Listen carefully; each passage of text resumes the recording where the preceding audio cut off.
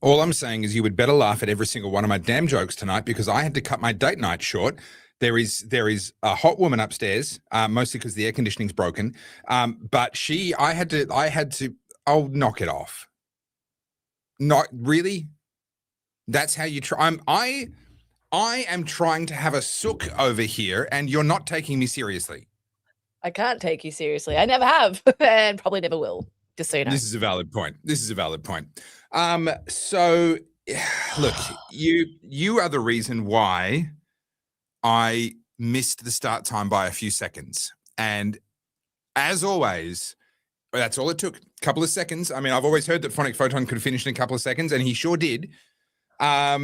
He got in there with the Topher is late. That's all it takes, Carly. We just lose focus for 2 seconds, and that's all it takes. Can I just say, of all the times that the Oddcast has not happened or been delayed, none of them are my fault. Not one. Not once have I not showed up. Yes. What you're acknowledging is that your schedule is wide open and I'm important. That's the disconnect. What I'm acknowledging is I take my job very seriously, and unlike all of the Gen Zs out there, I don't call in sick just because I can't be bothered. She talking to you? She sure as hell ain't talking to me. I've never done that here. Goodness, I don't know who you're talking to now. Do you want us to start praying to you? Do you invent like a new version of the rosary to pray to Saint Carlz? Is that just pinning it for later? Just pinning it for later, because you know, the one day I get sick and I go down, I will not hear the end of it. Yeah. All right. I love the Dark Forces comment. You guys already know where we're going with this. Yes. This is, look, it's not going to be, I don't actually feel like it's going to be a dark episode though. I actually feel like it's going to be a great episode. Yeah, I think it's actually going to be a fun one. Yeah. If there's ever a time to feel really buoyed by what's going on, it is literally, we don't have to do anything anymore. We don't have to actually campaign anymore. The left are eating their own. It is spectacular. It's delicious. And it's happening worldwide. I just did an interview. I actually released it already today. I did an interview this morning with Mark Morano in the US. He's someone that I interviewed way back in the day for the 50 to 1 project. For those that have been following me for like 15 years, you may remember that. It was on climate change. I traveled to the US. I interviewed him in DC. We finally caught up. I haven't spoken to him literally in all the intervening years. And I reached out to him and said, hey, listen, you won't remember me, but hey, I'd like to talk to you about the endangerment finding and the EPA repeal of the endangerment finding. Turns out he's been following my stuff all these years. I told him he needs a better hobby. But he's been following my stuff all these years. And so we had a great interview. It was really fun. I had to cut it short at 25 minutes or something like that, but we could have talked for hours. And it's just so good to see all the wheels are falling off all over the place, from the World Economic Forum, all the climate change nonsense and all the various IPCC conferences. And, no countries are taking it seriously anymore. None of them are making commitments, let alone keeping the commitments they've made. It's, with AI and all the rest of it, the wheels have just fallen off, and it's just fun to watch. And then you watch the theater in the US with the State of the Union, which we'll get to. You watch what's even going on in Australia, some interesting things happening with the Farah by-election, and some interesting things that might influence the Farah by-election that we'll get to. ISIS brides. Hey, maybe Labor can run one of them as a candidate. We'll see. This is getting fun. I'm enjoying this timeline. I am too. And it's interesting because for the first time in a while, I don't feel like dismayed by the news. I find it in some ways quite comical, because we've had the victim Olympics, but now it's gotten to a point where, that we talk about that victim totem pole, that the truth is coming out. There is someone that's at the top, and we figured it out this week. Were you aware of what happened with the BAFTAs? Do you know what the BAFTAs are? I'm aware of the fact that this comment is absolutely spot on. Well, it's funny you say that, because we have got a retire SADMAC fund. SADMAC is very sad. This computer is not happy with me. I would support a retire SADMAC fund if it was being retired in favor of a non-Mac machine. But if you're planning on replacing SADMAC with a shiny new bad Mac, then that's not a project I can get behind. Well, I have to be difficult, so one way or another. But for everyone who doesn't know anything about Ko-fi, let me just fill you in. So Ko-fi is your way of supporting the Oddcast. That's what it is about. It's about us growing the show, investing in the show, being able to bring a live show to you guys. If you missed us talking about it the other night, all of these things are money pits, and Topher and I have been. Let's be honest, Carly. Let's be honest. What it's really about is the Oddcast having its own private jet. That's actually what we're working towards. Everything else is just an interim step. I was trying not to say the obvious thing, but yes. We got to be honest with people, Carly. We really want to. We feel like after the weekend's live show that this is a thing that's got some staying power. There was a lot of really good feedback of people saying this is you're onto something with this. So we'd like to grow it, and that's how you help us do that. The support literally just goes into the equipment. Oh God, like I just broke it. First things first, Carly. First things first. OG Oddies is closed. Done. If you closed. are an OG Be an OG Oddie anymore. Congratulations to all our OGs. Thank you to all our OGs. You guys are and forever will be special. Obviously, it is a monthly thing. There was a bit of confusion around that. It is a monthly thing. And so please continue to support us, help us to keep on going and keep on growing. But as OG Oddies, you will forever get extra privileges and be looked after and have the status of being an OG. Everyone else from now on is downstream of OG. Yeah, so OGs, you're our foundation members. And I mean, it's too early in the piece to be promising you all gold-plated toilets and the like. But, who's to say that'll come down later. The track, things won't happen like that. But now we have 3 tiers. So a Ko-fi, if you're not familiar, it's basically Patreon without all the fees. It's a little bit easier to use. And without the cancel culture. And without the cancel culture. So Ko-fi will not defund us if we say things that might hurt people's feelings.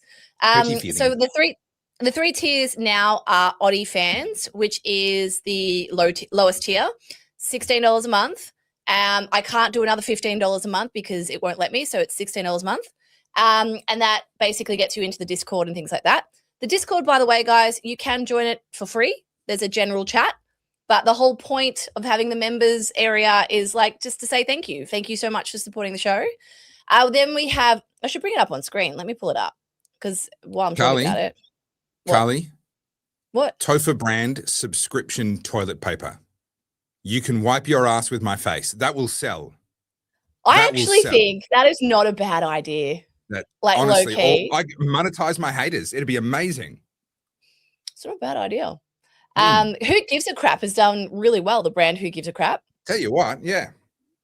So here's your tiers, guys. So you can be, OG Oddie is gone, obviously. You can be an Oddie fan. You can be in the inner circle. So the inner circle, you get to ask us questions to answer on the show. It's a little bit more access to Topher and I. And then at the bottom of the page, you will see the super exclusive Producers Club. And this is where you get to help us organize the segments. And Topher and I will be hosting private shows, not those kind of private shows. I mean, it could be. Topher has flashed a nipple before. Do not sign up to that tier. If nobody signs up to that tier, I don't have to sign up for Discord. All right? And if everyone signed up to that, if even one person signs up for that, I am duty bound to have to go and dig up my password for Discord that I haven't used in I don't know how many decades and actually figure out how to get back onto that damn thing. So I am asking you from the bottom of my heart, nobody sign up to the producer tier. So that is where we will have private member shows and, a little less formal. Not that this is formal, but you know what I'm saying. You know where I'm going. This is as formal as we get. This is as formal as we get. But that all being said, lots going on. And I thought we'd start with the BAFTAs. Let's start with this story. So, because this, and we'll bring it home and we'll just talk about this whole theme around the left eating their own. So, let me. While you're bringing that up, I've been asked for a cigar recommendation, and that takes priority over absolutely everything else. If you can get your hands on anything by Ave Maria, by Padron, by Oliva, I would recommend starting with anything from their brands. If you're a regular smoker, go for something bolder. If you're a newbie, go for one of the Connecticut's. But you cannot go wrong ultimately. If you're really not sure, go for a Perdomo, because honestly, they don't make a bad cigar. If you can get your hands on a Perdomo, then you're gonna have a good time. We've got our first time watcher, but a long time listener. Welcome. Oops. Hey, whoa, what are you doing? Sorry, no, I didn't mean to do that. There we go. Thank you. Love it. Love to have you guys here. All right. So let's start with the BAFTAs. That is the British version of the Golden Globes, I believe, or maybe like the Oscars. Basically, we're a whole bunch of Hollywood rich people go and congratulate each other. And you can imagine this is full of your wokest lefties as possible. And so I don't know the name of the movie. It's probably in the article. But there has been a movie recently made about a man who has Tourette's. And from all accounts, it has been very, very well received. Lots of people are like, this movie's really, really beautiful, well made. And it was up for some awards, hence the whole BAFTAs thing. And the man who starred in the movie, if I can scroll down, there might be a photo of him. He was, it's behind a paywall. Well, it actually says I'm not a paywall. So maybe it might be one that you can just click to clear. Oh, hang on. Let me see if I can. This is not a paywall. Ah, here we go. Okay. So this guy, where is he? No, we're only showing the victims. So John Davidson, there we go. So the movie is called Swear, and John Davidson is a Tourette's sufferer, and he actually starred in the movie. So I'm just going to remove this quickly, and I'll bring John up. Stop screen. It'd be so nice if I could just have these loaded up and I didn't have to constantly do all this. All right. So this is John. John actually has Tourette's. And for those who aren't aware, Tourette's is all about having tics, and they can be physical tics, or you can just scream expletives and it's uncontrollable. Like, that's the whole point. Yeah. That's what the movie is all about. So John was actually in the audience. And when Michael B. Jordan and this other man from a different movie, I don't know who it is, were presenting an award, John yelled out some expletives, one of which was the N-word. And this was all being broadcast live, and the BBC didn't pick up on it, and they didn't beep it out, and it got broadcast. So you can imagine the entire world has melted down. And what I find really interesting about this is John has a legitimate disability. Like, he cannot control it. He has full-blown Tourette's. Point of the movie. Yeah. And you've got people like actor Jamie Foxx, who, by the way, I quite like Jamie Foxx as an actor, coming out saying this is like bullshit. He meant it. It was vindictive. And then you've got a whole host of black activists who have come out saying, like, it was intentional. It was deliberate. He's a white supremacist. And then you've got a whole bunch of Tourette's people going, no, you don't understand. This is the whole point of the movie. This is exactly what we talk about. It's involuntary. Yeah. We have no control over it. That's the disease. And so what you have is this delicious soup of hypocrisy and trying to figure out who was worse done by. Was it someone that heard a hurty word, or is it the man that has a neurological disease that forces him to involuntarily scream things out? And he's mortified. He's very apologetic. He's mortified by it. And I just find it fascinating because the left gets so caught up on language, but language only matters when it's used against them, because they don't actually like labels, but they sure do like putting themselves in boxes. And they want to paint themselves as virtuous and tolerant and everything else. But clearly there's no real tolerance for someone with a genuine medical condition that causes them to use a hurty word. This is the ranking issue. I talk about this a lot, but it's a common thing that we see, where quite clearly a black person being called the N-word ranks higher than a person with an actual intellectual disability. We can see that in all of their reactions now. But it's interesting. So Tourette's, as I understand it, it's a combination of, essentially, there's no filter. If a thought pops into their head, and they're in one of these moments where they're going to have a tic, it's going to come out of their mouth. And where it gets really bad, I used to know, I haven't seen him in many years now, but I used to know someone who had Tourette's. And the problem for him was that he would go into environments and have the thought of, like, the number one thing that I must not say in this room is this thing, right? And so, and then that's the thing that comes out of his mouth. And he's so afraid that he's going to do it that he's hyper aware, which means that the thing that he must not do pops into his head because that's what he's terrified of doing. And then that's the thing that forces itself out of his mouth. And so I can definitely imagine a situation where John is sitting in there. There's a couple of, black actors up on the stage, and he's like, the one thing that would be the worst possible thing would be if I said that, and then bang. And then all of a sudden, like you said, he's mortified, he's horrified. And the whole world is, or not the whole world, but the woke world has turned on him. Yeah, so this has been fascinating to watch because, I don't have to do anything. I'm just sitting back and watching this one. It turns out that racism, or like black people, are the at the top of the totem pole when it comes to victim status. They are the most hard done, but they are the most oppressed. They are truly using words is violence. I think exclusively when it comes to that word, though. I think they rank lower on the totem pole in lots of other ways, but exclusively when a white person uses that word.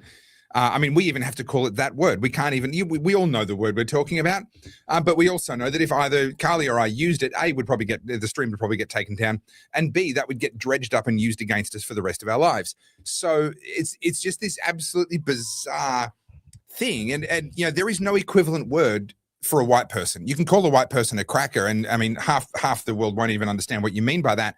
But no one's going to get up in arms about it. It's like, okay. There is no equivalent word even for Asians, for Mexicans and other nationalities. There is just there's this one word that's exclusively for black people. And I get that it traces its roots back into slave trading in the US. And that's a terrible thing, but it's not used in that manner anymore. They use it in reference to each other all the time. It's a lot like the word fuck. It's the context in which it's used completely transforms its meaning. And when it's used by a man with Tourette's, guess what it means? He was terrified of saying that word. That's what it means. And it forced its way out of his mouth. And now we're all going to pile on because of that. What's the delicious irony of this? Do you remember the movie Django Unchained? It's a Tarantino movie, right? So Jamie Foxx is in that. I'm pretty sure it's Leonardo DiCaprio and a host of others. That word, the N word, is said by multiple white people multiple times throughout that whole movie. And Jamie Foxx has come out saying this is outrageous, this is terrible. I'm like, geez, Jamie, how did you go on that set? Because this is the thing. Just let me make this point. I know it's acting, but the intention behind the word when they're acting that word out is malicious. That's the whole point of it. This person has Tourette's and says the word and it's not malicious, but it's not behind a set. Therefore, it's somehow worse. So, this is what I mean about you have to jump through so many mental hoops to be able to make an issue out of this. It's so obscene. It's ridiculous. But they'll counter that by saying, well, yes, of course. But the white people saying that in the movie, A, they were actors that don't actually intend in real life the meaning behind the word. And they were acting out a period of time where that as a racial slur was used all the time. And it was, intended for evil. It was intended to dehumanize. Whereas, John saying that from the audience, well, this is the modern day. This isn't a historical context with a script and all the rest of it.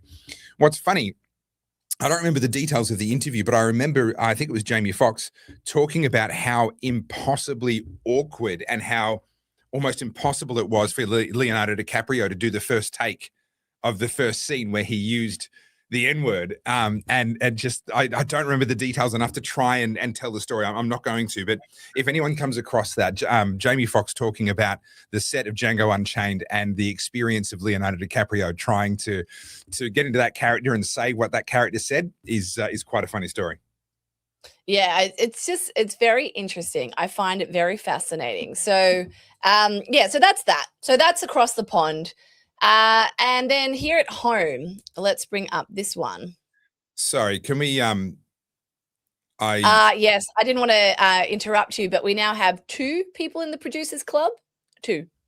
Wait, hang on. So was that this guy as well? No, Loki has just given us a super chat, which is amazing because it says never tell me not to do something. Thank you, Loki. Yeah. But 2 people have just joined up to the producers club, and if I pull up the screen, I can tell you who they are. 1 minute. I'll use my phone so I don't freeze. Who was it? Who is now a producer? Stortle, I reckon was first. And Miles Christie at Disciplus sum. Okay. Dude, give me an easy one. Staudley has identified a problem that I was wondering about. When an OG upgrades, they lose the OG. Oh, it's all right. I know you're an OG. I have all the documents. Don't worry. You don't have to worry about that. Well, we're going to need to make sure that no OG ever loses their OG status for as long as they stay with us. You will never lose your OG status. You are forever in my heart. Don't you worry. And also, screw both of you. Okay? From the bottom of my heart, screw you both. That's awful. I love it. And insert username has donated to the Retire Sad Mac Fund. Thank you very much. We're at 4%. Excellent. Wow, I look forward to this moment. Little progress bar loading. Little progress bar. It's one of those things. It's like, have you looked at the price of computers lately? I know we've talked about it before, but yeah, my God. Yeah, it's crazy. What on earth? No, what it is now is the AI data centers are buying up their hardware, which is obviously different to the hardware that you get in a laptop, obviously. But the manufacturers often overlap. If you're a chip maker, you're making chips for a range of different applications, and these data centers are just sucking up so much silicon that the smart thing to do from a business point of view is to supply them and just keep pumping out and make sure that their needs are met, because that's big money in big volumes of just producing the same thing over and over again. And consumer electronics really kind of cops the brunt of it. I mean, tablets now, to get a high end tablet, $1,600, $1,800. I mean, phones now are $1,600. That's insane to me. This bloody thing, my new iPhone cost me $2,000. It's a phone, and like this isn't the top model. I actually downgraded this time. Yeah, that would be a Samsung. I was looking at the iPad Pro. And I was looking at, a new Mac, and I'm trying to figure out like what makes the most sense, what works for me. An iPad Pro is $2,800 if you get it with like the smart keyboard and stuff. That's a computer. Yeah, that's outrageous.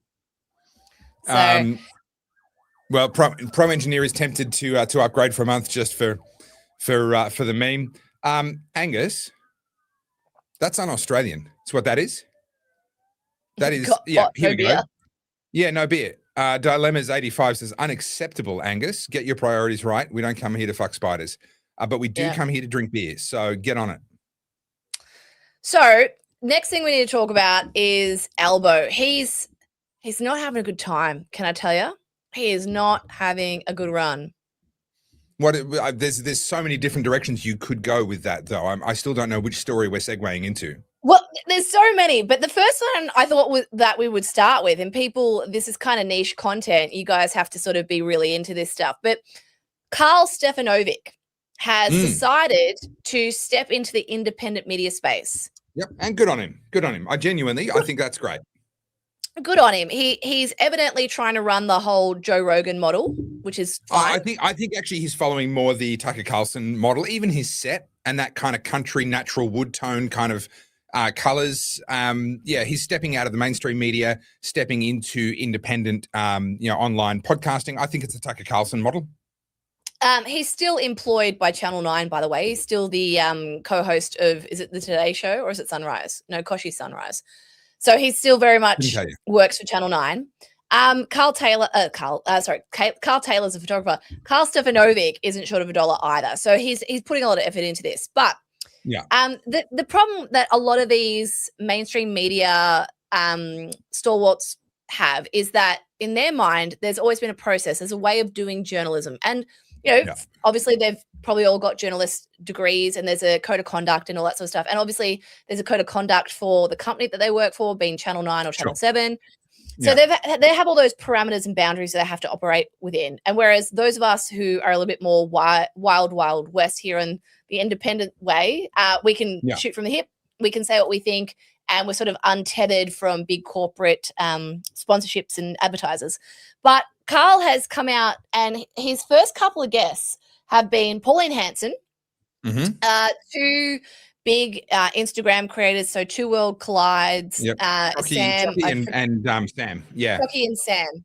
And, those boys were talking to Carl, and Carl was pretty responsive in the podcast. I didn't watch the whole thing, but I just watched bits of it. And Carl said, I'm I'm going to be interviewing Albanese. What do you want me to ask him? And they gave him some questions. And then I watched like 15 minutes of the Albanese interview, and I was like, this may as well be 60 minutes. This may as well be a Channel 7, PR puff piece. And the reason it was that is because Albanese's social media crew grabbed clips of it and have started running it on his socials. And I'm like, so this wasn't an interview. This was a PR puff piece. Oh, sorry. No, so there was moments where Carl looked to be questioning, but when I say questioning, he'll be like, oh, I don't know if that's right. I think that's different. And then Albanese goes, oh, don't say that I did that, Carl. I didn't do that. Meanwhile, yes, you fucking did. And here's the unequivocal proof that you did the thing. But yeah, it was very disappointing. And a lot of people are calling Carl out. Also myself in the comments on his Instagram post. This is really tricky. So I'm never going to get to interview, Angus Taylor, for example, right? Why would he agree to do an interview with me? He knows I'm going to savage him. He knows I'm going to push him pretty hard on policy, on his voting history, on net zero and a bunch of things like that. There's no upside for him. The only way you get to do adversarial interviews is if you're absolutely freaking huge. If you're already a Joe Rogan, right? And what's his name? The American physician came on and got absolutely roasted by Joe Rogan, had no idea what he was walking into. If you're already a Tucker Carlson, maybe at that point, someone will go into the boxing ring with you, so to speak. But there's no upside for the Prime Minister of Australia to get in a boxing ring with me. He's going to go for a stroll in the park with a friendly interview. And so if you want to be mainstream, and if you want to have what makes mainstream, besides the formatting and the familiarity, is that they have access. And politicians tame the media by controlling access.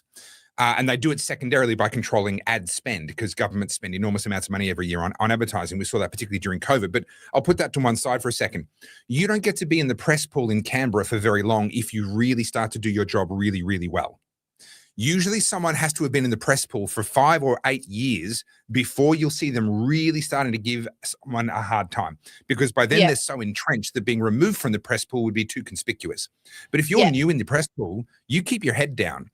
If you want to have access to someone like Anthony Albanese or future politicians, you'd bloody well better not give the current ones a hard time, because if you do, they're going to have long memories. You're never going to get access to the next Labor leader if you give the current Labor leader a hard time. And so what happens then is people like you and I get accused of being partisan, and I will happily say that I am. I'm not unbiased. I've been very clear about that for the entire time I've been doing this. But what that means is I've only got access to one side, because the other side know I'm going to give them a hard time. Now, the truth is I would give both sides a hard time, but I just don't see things to give some people a hard time over, because I happen to think they're doing the right thing. But the mainstream media, in order to maintain access to both sides, have to play this both sides of the fence kind of game.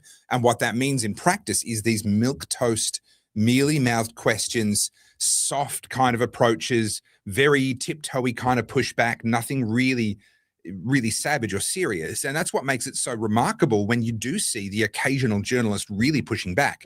We saw that with Daniel Andrews towards the end of all the lockdowns. They didn't push back nearly enough for most of the time. There was one female journalist who started to really push back.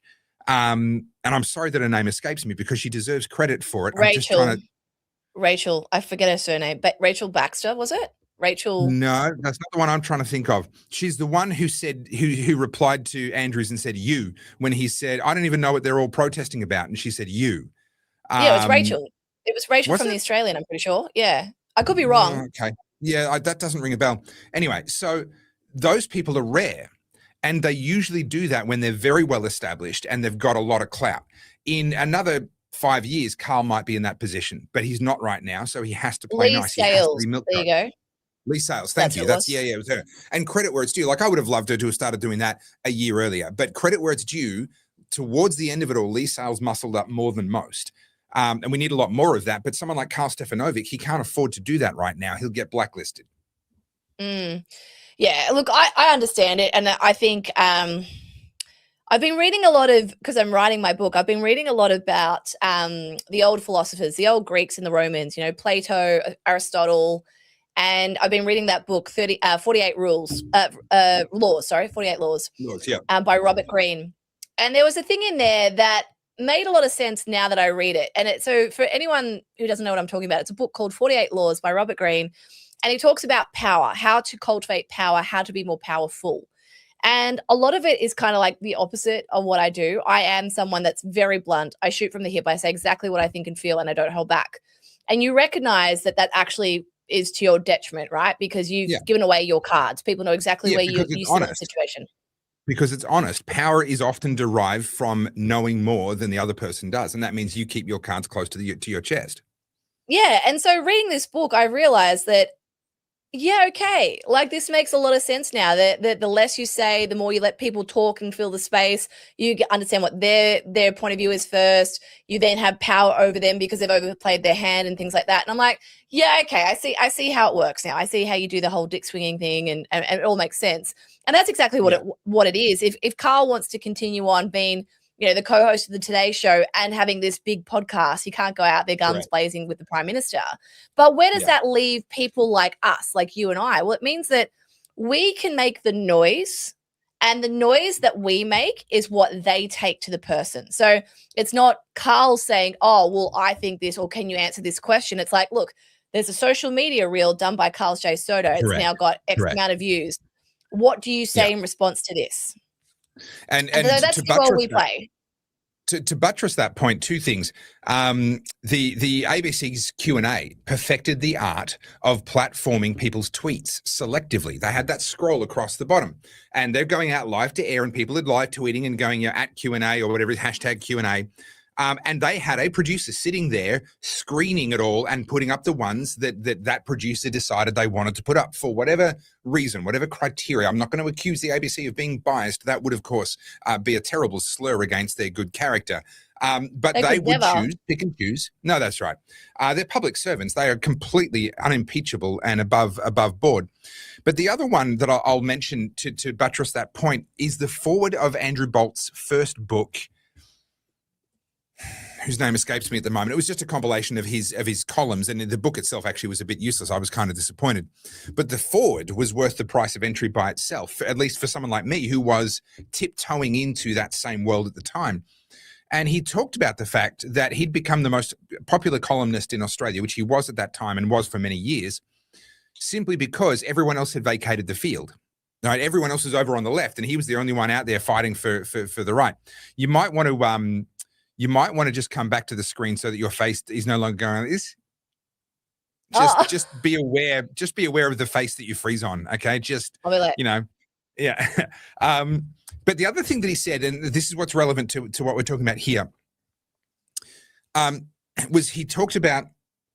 Hang on, we're talking about access. We're talking about. That's right. So he talked about the Overton window, and he talked about the fact that he saw it as his job to be all the way over here on the Overton window, licking the edge of the Overton window, so to speak. And by doing that, what he was giving people permission to do was to say, oh, look, I don't agree with Andrew Bolt on everything. But the one ... thing he said that was interesting, ... right? Now, if no one had gone out here, then that person would never have been willing to come to here. Right, that we needed that person to go outside the window or to really push the boundaries of the window in order for someone else in the general public or or a politician or whatever to come to this point and go, oh, well, this is crazy, but just here, I mean, I think there might be some truth to this. And that really is the role that you and I play in a lot of this space. The other thing that's possible now that was never possible before is that we can answer them in the form of a what do they call it? A duet, in the form of showing what they've said. I do this all the time in my videos. You do it all the time in yours. We show this person said this thing. Here is my response. Now, okay, we can't put them on the spot. We can't ask them a question. We don't get the chance to make them squirm, but we do get the opportunity continuously to actually break down what they've said, to reveal the lies embedded in what they've said. And I think that's a really important role to play as well, because there's been a couple of occasions over the years where I've gone really hard on something, and I'll give you a specific example, and then I've watched the mainstream media change their language. And I think it's fair to say that in one or two cases, it was because of what I did. The specific case that I'll cite is during the drought of the sort of 2017, 18, 19, farmers were in a bad way. But every time Landline or any of these ABC programs talked about it, or the news talked about it, they would mention two things: the drought and farmers taking too much water. That was the narrative.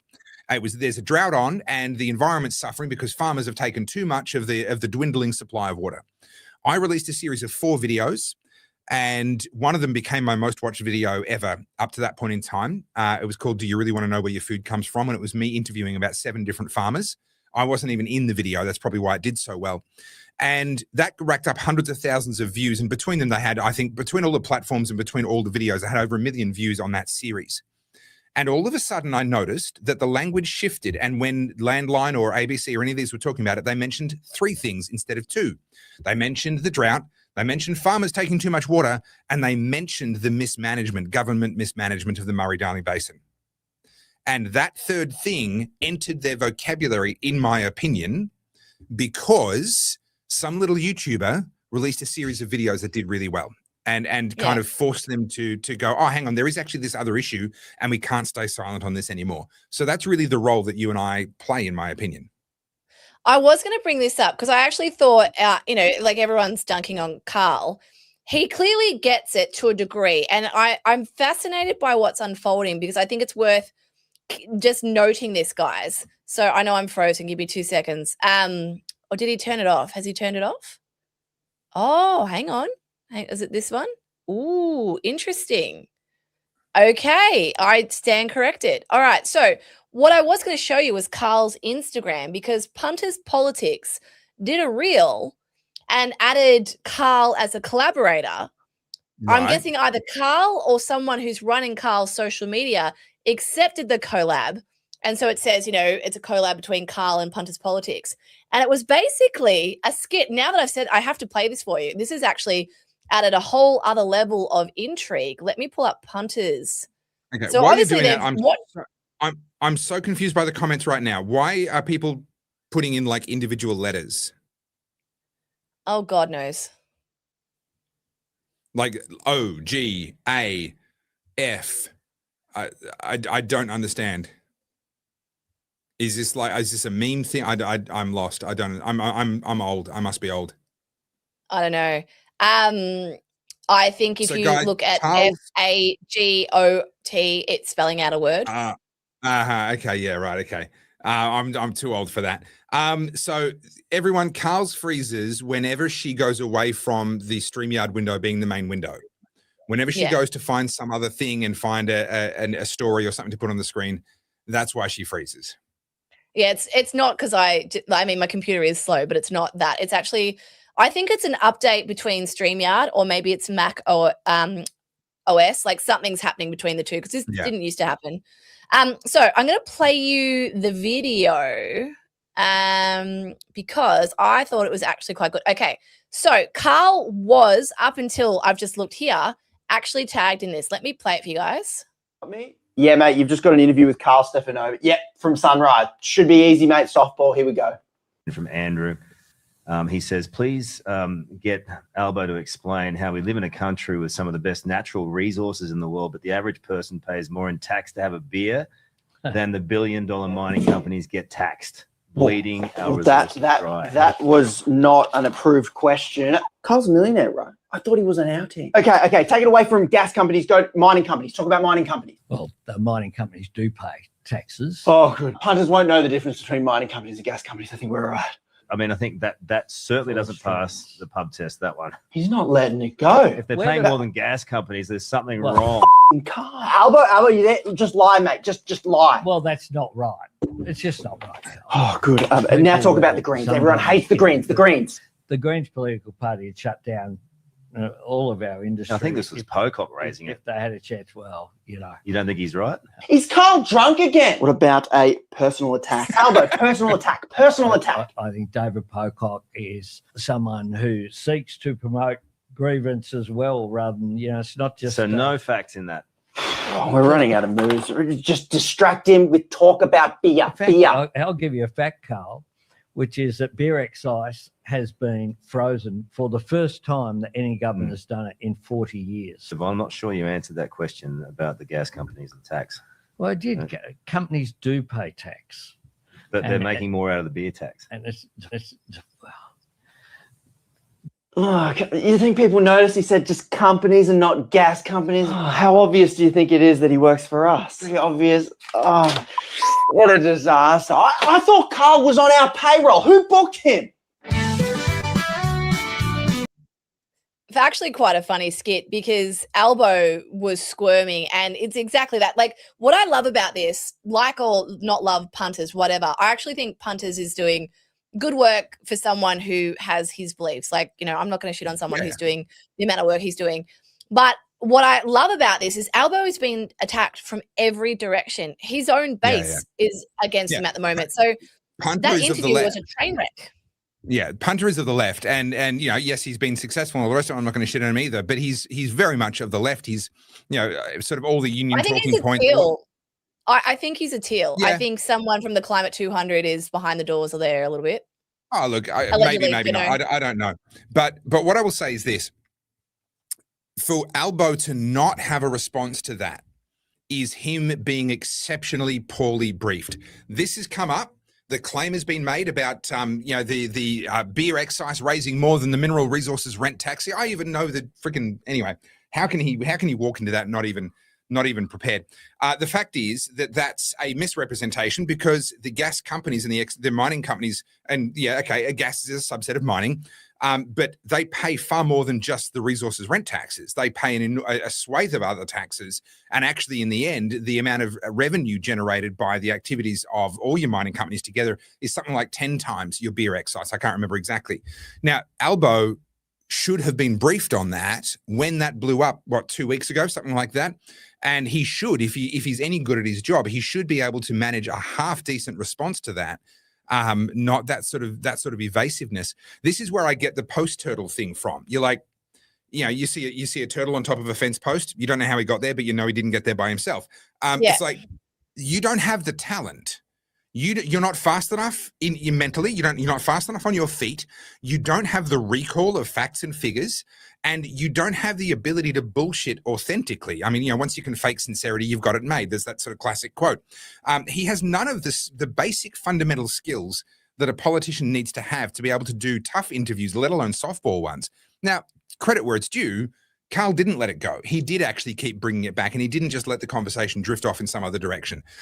So, you know, that video probably actually, you know, puts a better case for Carl than the impression that I'd come away with seeing it just in, you know, the whole thing as it was. But yeah, for Albo to not be across that and not be able to slap that down, that does not speak well of him. I mean, Albo has the intellectual depth of a puddle. We know this. And so does his entire caucus, by the way. I mean, we saw Katie Gallagher not know the difference between gross and net. Yeah. I mean, we see this repeatedly, you know, whether you call it diversity hires or it's just people who are talentless but are good with the whole backstabbing, backroom deals, moving and shaking stuff. I mean, this is the best of the best, guys. This is the best of the best of the political pool. And it's pretty disappointing.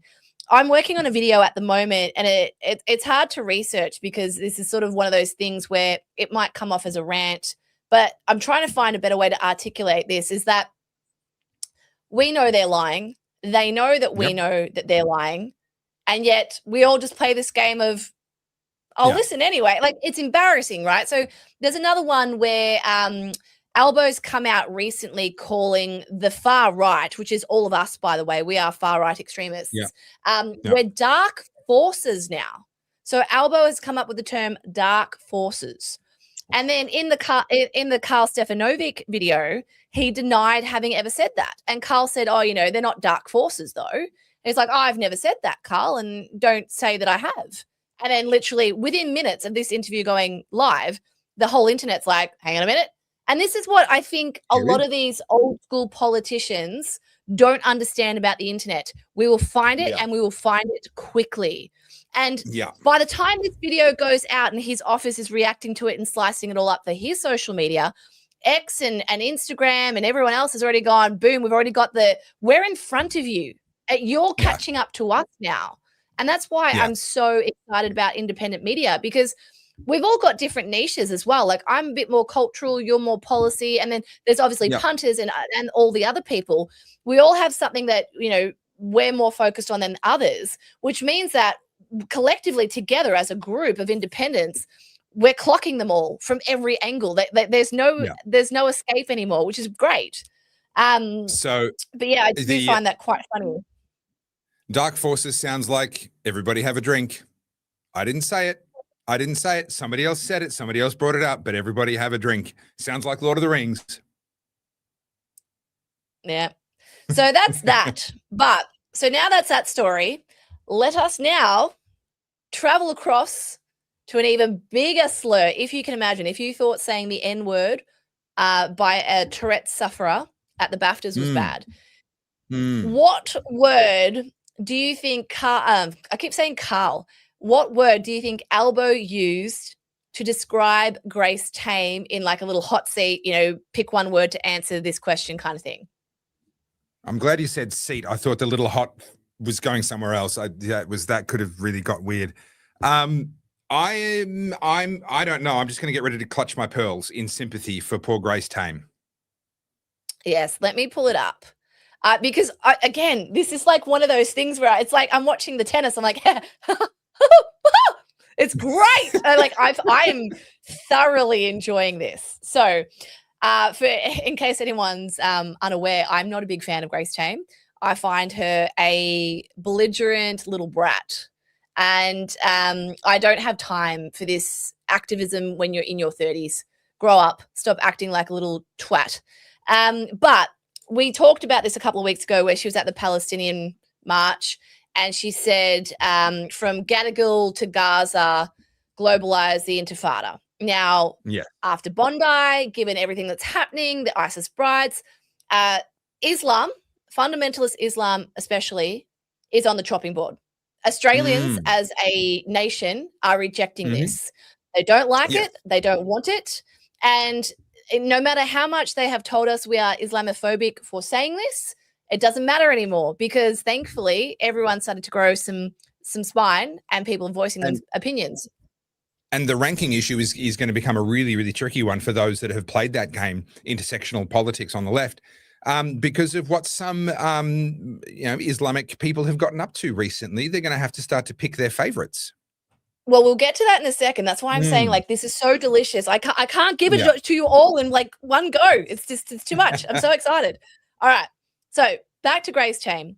So it was like a little pop quiz or, quick answer session. And, they've said Grace Tame and he called her difficult.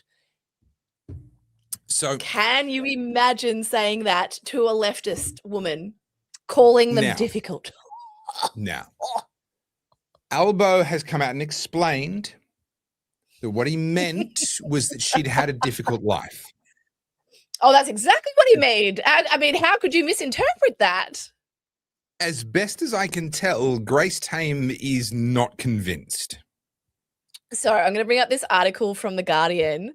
And I actually really love her clapback, by the way. She says, "Spare me the condescension, old man." Yeah. It's great.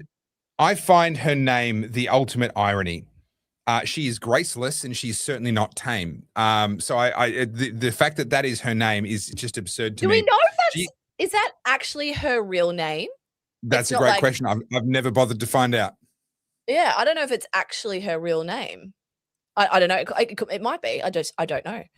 Oh wow, we have a glutton for punishment in our comments.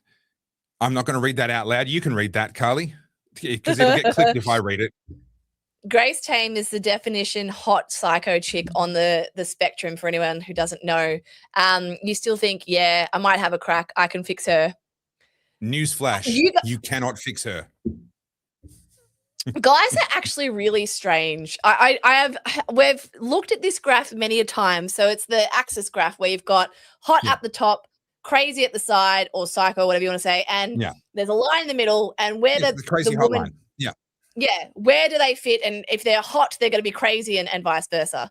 I just think guys are suckers. But girls do this too. Girls have broken wing syndrome. They try and fix the birdie with the broken wing. And then turns out the birdie just shits all over them. And then they get really mad about it and they get rabies. And they're like, oh, what? How did this go wrong? And it's like, well, don't pick the bird with the broken wing. Anyway, Mm. so there is a female equivalent, but I just find this fantastic because now you've got big influencers like Hannah Ferguson, who's from Cheek Media. She is like your quintessential lefty woman, and she does have a big platform. You know, I'm not trying to disparage her. She's done quite well for herself. She's got a big platform, but she's come out. She's very perturbed with the Prime Minister over this. And look, as a woman, I will say this, and this is just something for you guys watching along. I'm on your side of politics. I'm probably more conservative than Topher on some things. I'm quite libertarian on others. But I do, as a woman, I do have empathy, right? Like I'm not soulless and heartless. So I do have some sort of, what would you say? I would just think I'd moderate. You know, I think Medicare is good, for example. You know, I don't think Medicare to the point where I'm not going to, anyway, that's my point. As a woman, that's where I sit on the spectrum. And there are definitely still issues today with sexism. It is definitely still a thing. All right. And as someone who is now on this podcast, who's showing my face more frequently on social media, I am copying it. I don't talk about it. I'm not a victim. I'm not going to, you know, like, oh, woe is me. It's just until you're in these positions where you become, I guess, a public figure, you're probably not as exposed to it as often in private. I mean, you might have moments. The reason I bring this up. And just to confirm, I've said to you, I've observed before, there is a level of savagery that is reserved for women that men don't. I've copped heaps over the years, but there is a level of savagery that seems to only be directed at women, and that's women on all sides of politics. And ironically, it can be from other women just as much as it can be from men, and neither is acceptable. I think, you know, there are people that really just that the courage of the keyboard and the anonymity, and it's kind of mind-blowing to me that anyone would speak like that, but they do. Yeah. And when I say sexist, it's in the form of if there's a woman who's voicing an opinion that the other person doesn't like, it's always a pejorative about how she looks, her sexual desires, or her attractiveness. And it's always in a way of trying to dehumanize women. So when someone says the word difficult, that is a word that has been prescribed to me many a times, can I tell you? Yeah. I am difficult. And I mean this in business. And it used to really hurt my feelings back then when I was in my 20s, because I think I'm not difficult. I'm making a firm decision. I've got boundaries. I'm doing what's best for my business. And I instead of being like, oh, you know, Carly's a tough negotiator, or Carly can be, you know, she's very firm. No, I was difficult. And I was hard to work with because I was like, well, no, I'm not going to do that. Let's negotiate. And it's one of those words, it's like, it's set to undermine the woman, and it's set to make you feel smaller because you're not playing the game, right? Whereas if a man was difficult, he'd just be, oh, he's a ruthless negotiator. Do you know what I mean? So to hear Albo say that, I think it's fantastic, because I know men say that, and I know men are like that, but Albo's meant to be this lefty. He's very progressive, guys. He's all about women. He's meant to be better than that. He's better than this. And isn't it funny how it doesn't matter how perfect that facade is on the outside, behind it, you're still the same as every other white boomer. Do you know what I mean? Like, it's classic. This has been shown time and again, and it's not unique to the left either. You know, we expect people in public life to be these squeaky clean people. And the reason we have that expectation is because the media just goes and savages anyone that's imperfect. And very few people have the fortitude to survive that. You get someone like a Pauline Hanson, you get someone like Barnaby Joyce, right? He's been savaged, and sometimes legitimately so. Like, he's done some really stupid stuff. But to survive that and still be standing and still be in public life on the other side of that is a relatively rare thing. And so we've been trained that people have to be perfect or they get destroyed. And so people who want to be in public life try and present the perfect, right? They don't, no, we're going to hide away the messy. We're going to clean up the image. You know, Kevin Rudd with that video, just expletive laden, whatever, screaming at people. How often do we hear about these people that had this wonderful public image? What was her name? The lady who had her own talk show, Ellen DeGeneres. You know, now we find out from her staff that she was horrible to them and yelled at them, and her staff turnover was high and people were taking stress leave and all kinds of things. You know, unfortunately, what happens is people who are really good at hiding the reality of who they are the ones who end up getting rewarded in any system where perfection is a requirement. If perfection's not a requirement, then we end up with a cross-section of society. If perfection is a requirement, well, none of us are perfect, me included. And so it's the ones who can fake it best.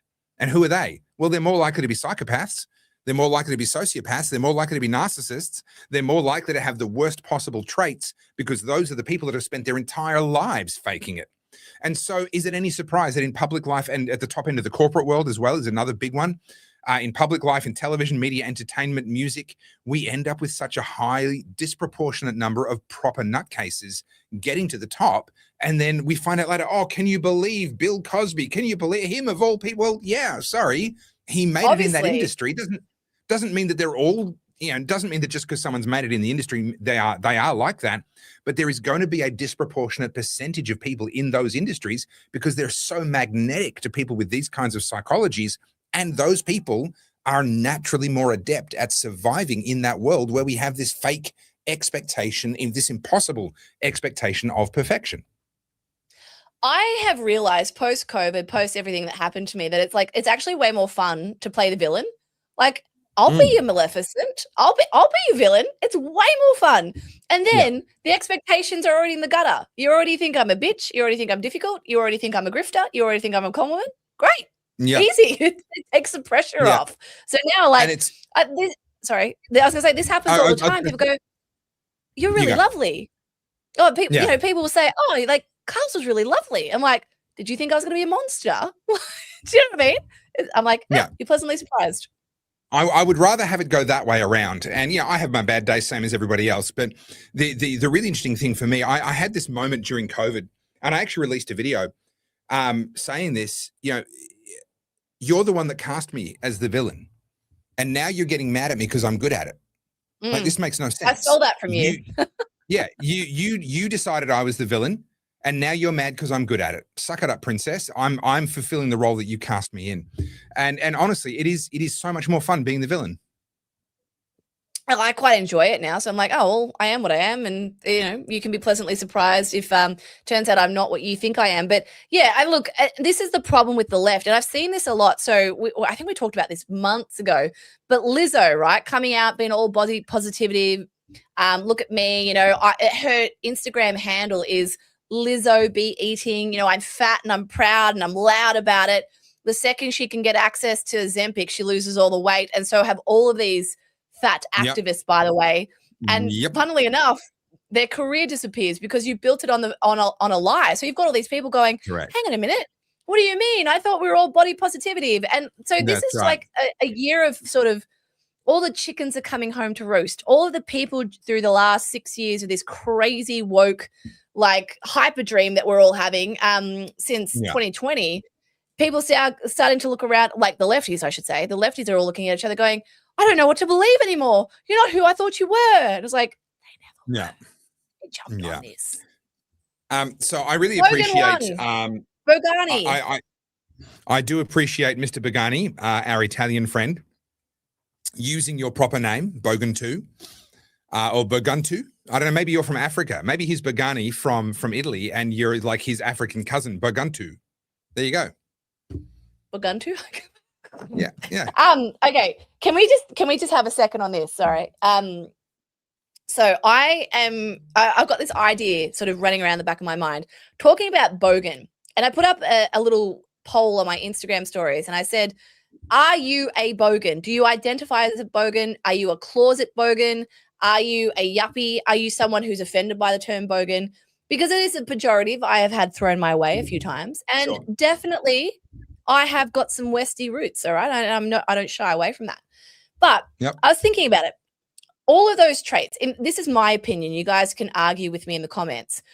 When people think Bogan, they're thinking like no teeth Queenslander. And I'm like, no, that's a redneck. And then they're like, oh, what, like a druggie at St. Kilda? I was like, no, that's a Darrow. A Bogan is a Steve Irwin, is the Castle, is a Kath and Kim, like a little bit rough around the edges, not polished, but quite endearing. A bit of a larrikin. I disagree on Steve Irwin, but I would say Russell Coit, your Kath and Kim and Castle, yes, in that range. Steve Irwin was a Bogan.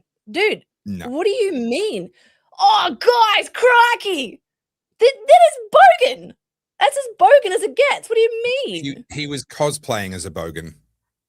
Oh, come on. He actually lived in Queensland. Like, just by default, you're a bogan if you live in Queensland. No offense. I thought you could be a redneck if you were in Queensland with no teeth. There you No, go, by your own rule. North Queensland. Oh, I'm terribly sorry. Anyway. Still Queensland. Anyway, let me get back to what I was saying. And I was thinking about this a lot. And I was like, you know, what makes me a bogan, or why is bogan a pejorative? Why do people take it as an offensive term? And I was thinking about it. A bogan is someone who doesn't take themselves too seriously. Yes, they're not particularly polished. Yes, there's someone that, you know, in a formal setting might look a little bit like a duck out of water. But you think about what bogans were like in the 90s. They were into Bathurst. They loved the footy, NRL or AFL, wherever you lived. They probably drove a Falcon or a Commodore. They'd have barbies with their neighbours, street cricket. After a hot day, they might walk into the milk bar with no thongs on. They might walk around in stubbies. And, you know, for the most part, a bogan was like your average Aussie. It's not a bad thing. And all of those parts about bogans that we actually find quite endearing are the parts that your Marine Faroukis, your Senator Paymans, your Albos, all of your raging lefties are trying to denounce. They're the inherently racist parts of us, all the bigoted parts of us. And I can't help but think that without those Australians, without those bogans, we wouldn't have movies like The Castle or Muriel's Wedding or The Dish. That quintessential larrikin bogany kind of thing is what made Aussies the laid back people we were, the empathetic people we were, the people that attracted your Faroukis and your Paymans to come here. I think you're casting a fairly wide net with the word bogan. There are What's your definition? But there are other applicable subcategories, things like ochre, an ochre Australian. And so and the ochres would be horrified to be called bogans, and quite frankly, most bogans would be horrified by, you know, if they were confused with someone who was ochre. You know, and then as we see here, wash your mouth out with soap, girl. I'm in Cairns and I have half my teeth left. So, you know, like, all I'm saying is we can't cast too wide of a brush. I will say, though, if you have ever gone to the Summer Nats, then you're probably a bogan. And if you've ever gone to the Deniliquin Ute Muster, you're probably a country bogan. I've never been to Denny, but I used to go to drag races at Calder Park. So, you know. Yeah, you're probably somewhere on the bogan spectrum. You can be bogan too. I'll allow it. I do believe I qualify as a bogan. I grew up in Sunbury, which some would argue is nicer than Melton, but, you know, whatever. My point is, I find this really funny, and I didn't realize it was going to fluff so many feathers, and people are now giving me all their descriptions for a bogan. Guys in the chat, just define it for me in a sentence. What do you think is a bogan? Because because we get told all the time Australia doesn't have any culture. Sure. You know, you get told by all of these immigrants who have come to Australia that we have no culture. White people are vanilla, 3 veg and meat. You know, we've got nothing to be proud of. I've got a lot of culture. I've got a lot of culture. I have to rub a cream on it 3 times a day.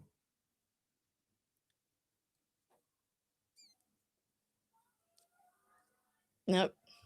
That is disgusting. I don't need to know what's going on with your smegma, mate, but we'll keep moving. That was a long pause. I'm proud of that pause. That's the longest I've ever shut you up for. Yeah. You know what smegma is, right?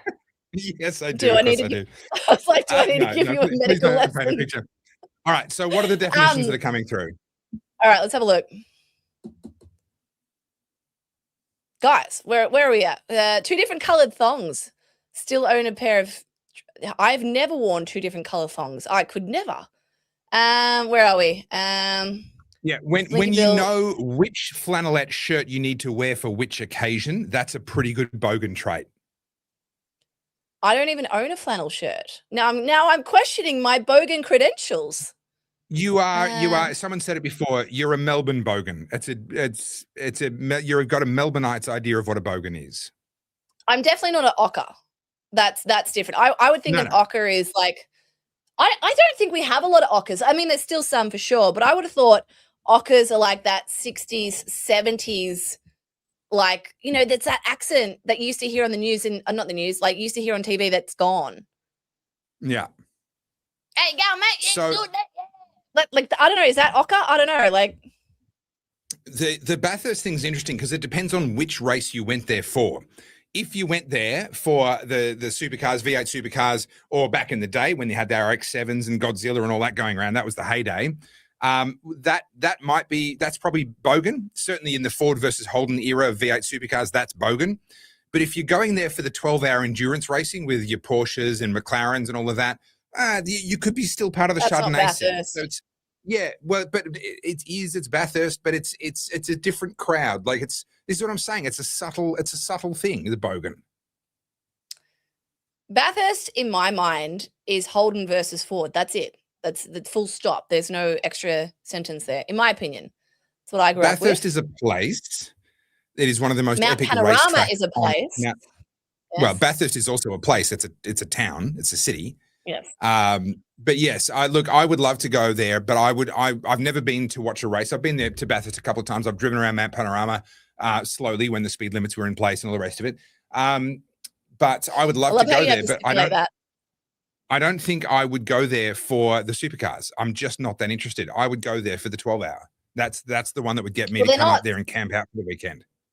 The supercars aren't the supercars anymore. They've stopped that since Ford and Holden shut up shop. Speaking of which, this is a tangent. I've got a tangent for you. You ready? Take it away. Tangent time, tangent time, tangent time, tangent time, tangent time. Take it away. It'll never get old. It will never get old. Jeeves, like, thanks, BN Bogani1 for starting all this. All right. So, guys in the chat, because I know you guys love a bit of car chat. I am planning my future car purchase, which is, by the way, not happening anytime soon. But this is important. I want a TRX, right? A Dodge Ram TRX, which has got the V8 Hemi engine in it. And I want it because I want the V8. I don't want a Grand Cherokee SRT. Has never appealed to me. It doesn't look cool. Sure. The TRX looks cool. The issue I have with this is it actually will be a bit of a pain as a daily driver. I don't care about the petrol. Yeah, I know it'll drink a lot of petrol. They are genuinely massive. They are massive. And it's going to be like, I can't pull into the underground car park. I can't just whip to the shops. It's going to be annoying. I'm going to have to. So I'm like, actually, the TRX might be a bit of a pain. And then I have thought for a long time I would get an Audi RS6, right? Again, I want the V8 version, so I'd get the older one. But you're going to go the older one, yep. It's a station wagon, and like, I mean, I know it's the Audi, but like it's a station wagon. Go the RS8 from back when they had the V10 in it. That's the one you want. You mean the R8? No. So like, it was the limousine. It was the limousine with a front engine V10. Okay. So I'm like, so I don't know about station wagon. And I like to be up high. I like to be big. You know, I want people to not only hear me coming, I want them to see me coming, right? Like obnoxious is what I kind of am into. And so then we started talking about the Dodge Charger, right? And I really want a 70s Dodge Charger. So a modern Charger would feel like I'm betraying the 70s one that I want. And then G was like, well, what about the Challenger Hellcat? It's got the same engine as the TRX, but it's a two-door. Yeah. So again, inconvenient as a daily driver. Guys, what am I going to buy? What do I do here? So this is a predicament. Have you ever read a little nursery rhyme called Goldilocks and the Three Bears? This is exactly that story. Well, this is the twist. What if there is no Goldilocks zone? What if the Goldilocks in our story is a really, really picky bitch and there is absolutely nothing in existence that will actually make her happy? What if that's our story? I know what would make me happy. I just need about $10 million to achieve it. Like I'd have an F40. I'd have a top-of-the-range Jeep Wrangler with a V8 Hemi engine in it. Okay. I'd probably have my 70s Charger. I'd also have the TRX because, you know, it'd be fun just to have one. Like that would be the solution to my problems. But that doesn't answer my question. Real talk. Let's assume kind of money, no object. You could have the car, but the money is still meaningful to you, right? It's not like you're a squillionaire, right? Yeah, but you could, I'm not Adrian Patelli. Would you actually ever drive an F40 if you had one? I have driven an F40 and I would not drive it regularly. No. But you would take it out on the road. See, my dream's the McLaren F1, the original McLaren F1. Any of them, just if I could just, if I could literally just touch one sometime in my life, I'd be thrilled. But in theory, not money, no object, but if I could afford one, that's the car that I'd be like, oh, I could afford this. Wow. But I've given this quite a lot of thought. Not that I have that kind of money, but it's like, it would actually, like, they're worth so much money and they're so irreplaceable. It's not just the money. If I were to have a proper crash in one of those, that's a piece of history that I've just really done some damage to. I would never drive it. I would certainly never drive it for its intended purpose of high speed, driving, but it would never get out of the garage. When I said I have driven an F40, there was a car rally that went down the Great Ocean Road, and I was working in Warrnambool at the time. And geez, like, I'm just going to put the V8 in a Wrangler. I would actually love that. Like, that, I think that's my Goldilocks answer. But when I was in the F40 and I got to drive it, literally, like, I'm talking 20 meters, guys, not far. And it was amazing to be in it. But like, for anyone who's ever seen inside an F40, there's not a whole lot to it. There's not, it's not a comfortable ride. It's not going to be enjoyable. And that's the problem with a lot of these supercars. Like, anyone that's ever sat in a McLaren, they're super uncomfortable. Like, people drive around in them to be a wanker, but I'm of the opinion that I want my car to make me smile. And I know you guys will dunk on me for about the Jeep, but every time I get in that car, I genuinely smile. It makes me really happy. Yeah. I would be happier if it had the V8 in it, but you know what I mean? Like, so yeah, it's just one of those things. And given how people are starting to realize that EVs aren't the solution, I'm very keen to see what manufacturers do, because I know Mercedes are bringing back the V8. Not that I'd ever have a Mercedes, but you know what I mean? So I'm just looking up here. The US Army experimented with a V12 powered Hummer. And this was a full-size Hummer for military purposes. They got a Lamborghini V12 and they put it in there. And I'm just trying to find the story here. Look, I'm reaching a long way back in my memory here, so this could be wrong. But my understanding of the story when I read it many years ago was that they terminated the experiment because all of the test drivers ended up killing themselves in testing, because they were trying to drive this thing at phenomenally high speed, which is, the chassis is not designed for it, the suspension is not designed for it. And then of course they want to take it off road, and these people would end up just launching themselves. The nose would end up digging in, nose heavy vehicle launches itself off some kind of a rise, nose digs in, and they're going end over end in a vehicle that's just all hard surfaces and designed to kill you. So, I mean, that's an option. Put a V12 in a Hummer. What could possibly go wrong? I've never been a big fan of the Hummer. Like, so again, this is me being Goldilocks. I want my car to look mean, not gaudy. And Hummers usually had so much chrome on them, and I just think chrome looks gaudy. The same with gold rims. I'm sorry, I don't give a shit. Gold rims just make everything look trash. So yeah, basically, moral to this tangent is I don't know what car would be sufficient. And I'm paralyzed by indecision. Well, you can enjoy staying paralyzed. I'm not going to help. But let me share my little car ambition story, because I've given a lot of thought to this thing of, I don't want to have a garage queen. I love cars and I would love to have an amazing car, but I don't want to have a car that I don't want to drive. I want to have a car that I'm looking forward to getting it out, the next opportunity, the next weekend, the next drive, club day, the next something, track days, all the rest of it. And so this is where I hit upon this idea of building the kit car that I've mentioned to you before. And I might as well bring up a picture here and share that with everybody. It's called the Ultima RS. It's a UK kit car, but they're designed from the outset to be road registerable. And so what these guys have done basically is made an accessible car that anyone can build. And that's important in my case, because I'm not bad mechanically, but I'm not experienced mechanically. And so I need something that's designed to be built by a beginner, and this one most definitely is. However, it's road registerable, but it looks, when it comes up, like that. It kind of looks like a obviously Lotus. two-door. It's so a Lotus Exige in orange with black accents would be my dream tiny. I love I love cars that shrink around you. An RX-7 would have been ideal, but I'm too big. I'm 6 foot. I'm just over 6 foot. You You're tap like, out at gee, about you 5 want foot a K 10. car. Yeah. Well, yeah, except they're just not made for people that are 6 foot. This thing here is made for people up to about 6'4" as drivers. Rear engine V8 using the LT platform, which is the next evolution of the LS. So it's reliable, easy to find parts, all the rest of it. And you literally build it in your garage.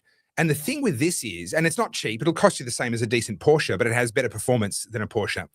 But to have the experience of having bolted this thing together, so the chassis is already welded, and obviously things like your suspension dampers and your steering racks, they all come pre-assembled. But everything else you're assembling, all the body panels, you're riveting onto the chassis, you're attaching the subframes, you're bolting on the suspension, you're installing the engine, the gearbox, the drivetrain, the drive shafts, all the rest of it, bit by bit. And there are people that have done video series online, literally showing the journey of building these things. And I've watched them. Every single one that exists, I've watched from start to finish, just learning everything I can about this car. And my ambition is to spend. So my son is 9 years old now. My ambition is to put myself in a financial position where I can commence this build when he's about 12 or 13. And we will work on this together while he's going through those formative years in entering his mid-teens, going through puberty and all of that stuff. And with men, we don't sit down to have a chat across the table the way that women seem much more predisposed to do. We don't catch up for a cup of tea. We'll go fishing or watch the footy or have a barbecue. And when we're standing shoulder to shoulder, that's when we talk. And so if I want to talk to my son, and I do, and especially a lot during those years, I need something to be shoulder to shoulder with him doing. And building this car is my ambition. This is what I hope to do. And ultimately, my hope is actually to be able to pivot away from talking politics all the time and actually be able to do a YouTube miniseries of both the building of this car, but also the exploration of cars. The cars are the most incredible achievement of humankind. Internal combustion engines that are affordable for people to literally have 2 cars, 3 cars in their driveway. That's the most insane thing that we've achieved as a species. And it truly is mind-blowing. And to create a series that really celebrates that, let me turn the audio off. To create a series that really kind of celebrates this achievement and the fact that you can put this together in a suburban garage, and it can be a muppet like me I'm not an engineer, I'm not a mechanic, I don't work on cars all day long. And yet this and the level of performance that comes with it is literally just, if you've got the money, you buy the kit, it shows up in a big shipping container, and over the course of a couple of thousand, rings. You put it together. Look, I'm not, this isn't the color scheme I would choose. But honestly, and there are about 5 of these in Australia already. They are absolutely road registerable in Australia. You buy it, you build it, you put it together, and then you can drive the clappers out of it. That's the thing. It's not going to be a garage queen. I'm not going to be precious about it. Kit cars aren't worth anything to sell. No one wants to buy a kit car that somebody else has already built. It's worthless on the secondhand market. So I can drive the bejesus out of it, absolutely destroyed if that's what ends up happening. And that just becomes part of the journey and part of the story. Yeah, I like it. I remember growing up, my dad was one of those typical, handyman, always was tinkering in the garage, and he had an MG. Coincidentally, that's how my parents met in a car accident. Gave you a bit of a prelude to how it was going to end too. Anyway, and it was always just out there tinkering away on the MG. I never saw it run. I know it runs now. I obviously don't speak to my dad, but yeah, it's one of those things. It was always out there building the MG, getting it done. Yeah. I found this. Let me pull this up. So in America, because America gets all the cool stuff, we don't get anything cool here in Australia because we're fun police. But in America, where we are going shortly, you can get a Dexter with the V8 Hemi engine that I want. Oh, wow. Like it's a thing. It exists. And like, how cool is that? It's so obnoxious. It is one of those things where you're like, who is this annoying person with this extraordinarily loud car that's also obnoxiously blue? And it would be me. It would be me in that car annoying everyone and pissing you all off, and I would love it. I would be so happy. But we cannot get that here in Australia. Yeah, look, It's a shame that all the good things get reserved for other people, but there are talented people in Australia, like Channel Master 73, who can build a V8, an LS 427 with 800 horsepower for about 35 to 40K. My question for you, Channel Master 73, is would that be supercharged, or could you get that out of it naturally aspirated? I'm guessing that it'd have to be supercharged, but I'm very happy to be corrected. Would you fund it as opposed to? No, I'm joking. Yeah. Well, I here's can the build thing. it for you. Okay, so my benchmark is the McLaren F1. I will never be able to own a McLaren F1. Even if I had the money, I don't think I could ever justify spending the money. But the McLaren F1 had a power to weight ratio at the wheels of 500 kilowatts per ton. Now, it weighed about 1.1 ton. It made a little bit over 500 kilo. I don't remember the exact numbers, but it worked out to be basically 500 kilowatts per ton, which is a stupendous amount of power. And it did that naturally aspirated. And so my ambition is to be able to build this and hopefully naturally aspirated. I will resort to a supercharger if I have to, but achieve the same power to weight ratio. Now, it'll actually be less power because the car I want to build weighs 200 kilograms less than the McLaren F1 did. So it'll be less power, but for me to have a naturally aspirated power plant that gave me that power to weight ratio, that would be the perfect car for me. Biglies or Biggles? Biggles? Yeah. Biggles? We do love a car chat on this channel. I apologize. It's just something that happens. It's natural. And just in case you're not aware, the entire tagline of the show is where we're going, we don't need plans. We are literally letting you in on the kinds of conversations that Carly and I used to already have. We're just pointing cameras at it now. One more thing on the V8. So you can buy this, like you could import that from America. It just cost you a fortune. You'd probably spend what? Yeah. 200 grand just getting it over here and swapping the it over. conversion. Yeah. Yeah, like it'd be a nightmare. But you can buy basically a kit that you shove the V8 into the car I currently have. And it just so happens that I date a man who could make it possible. So gee. Yes. All right. We probably should stop the car show segment. All right. So we have talked about Albo and his kerfuffles, but we have another one. Let me just move across. Sorry, I'm probably frozen. Okay. So the ISIS brides story, that is not going away. I actually think this is going to be, I mean, there's so many things that should have been the thing that takes the Labor government down, but I actually think the ISIS brides thing is really, really contentious for a couple of reasons. I mean, I spoke to it before. Australians are rejecting this whole fundamentalist Islam thing. And it's no longer about Palestine and Jews. And everyone I speak to about this says the same thing. Why is that war on our shores now? Yeah. You know, what's been going on in Palestine and Israel has been happening for a very long time. All of a sudden, it's now on all of the shores of Western countries through the protests, through now the Bondi massacre, through all of these isolated ISIS attacks and things like that. This is not our war. And Australians feel the same way. Somehow we've been caught up in it. And, you know, we have our own problems. Every country does. But this whole idea of, we said this before, and it is a fact, this is not hyperbole, Australia, the country, exported more men to ISIS than any other country. More men from Australia. Than any other country outside of where ISIS were operating. So obviously in the places where they were operating, they drew from local support. Yeah. In terms of other countries exporting to those places, per capita, Australia was the highest. Yeah. So men from Australia going over to Syria, to Iraq, to Afghanistan to go and join those forces. I think ISIS was mostly in Syria, but obviously recruited from Hezbollah, recruited from Hamas, like all sorts of things. Yeah. And so when you hear that, you kind of go, what do you mean? What do you mean? How was that an Australian thing? Obviously, what was it? It would have been 12 years ago now. We had the Lint Cafe siege. We've had a host of different things where someone's done an egregious attack and yelled Allah Akbar. We had the guy in Burke Street. So we've had tastes of it, but the Bondi massacre was arguably the worst, right?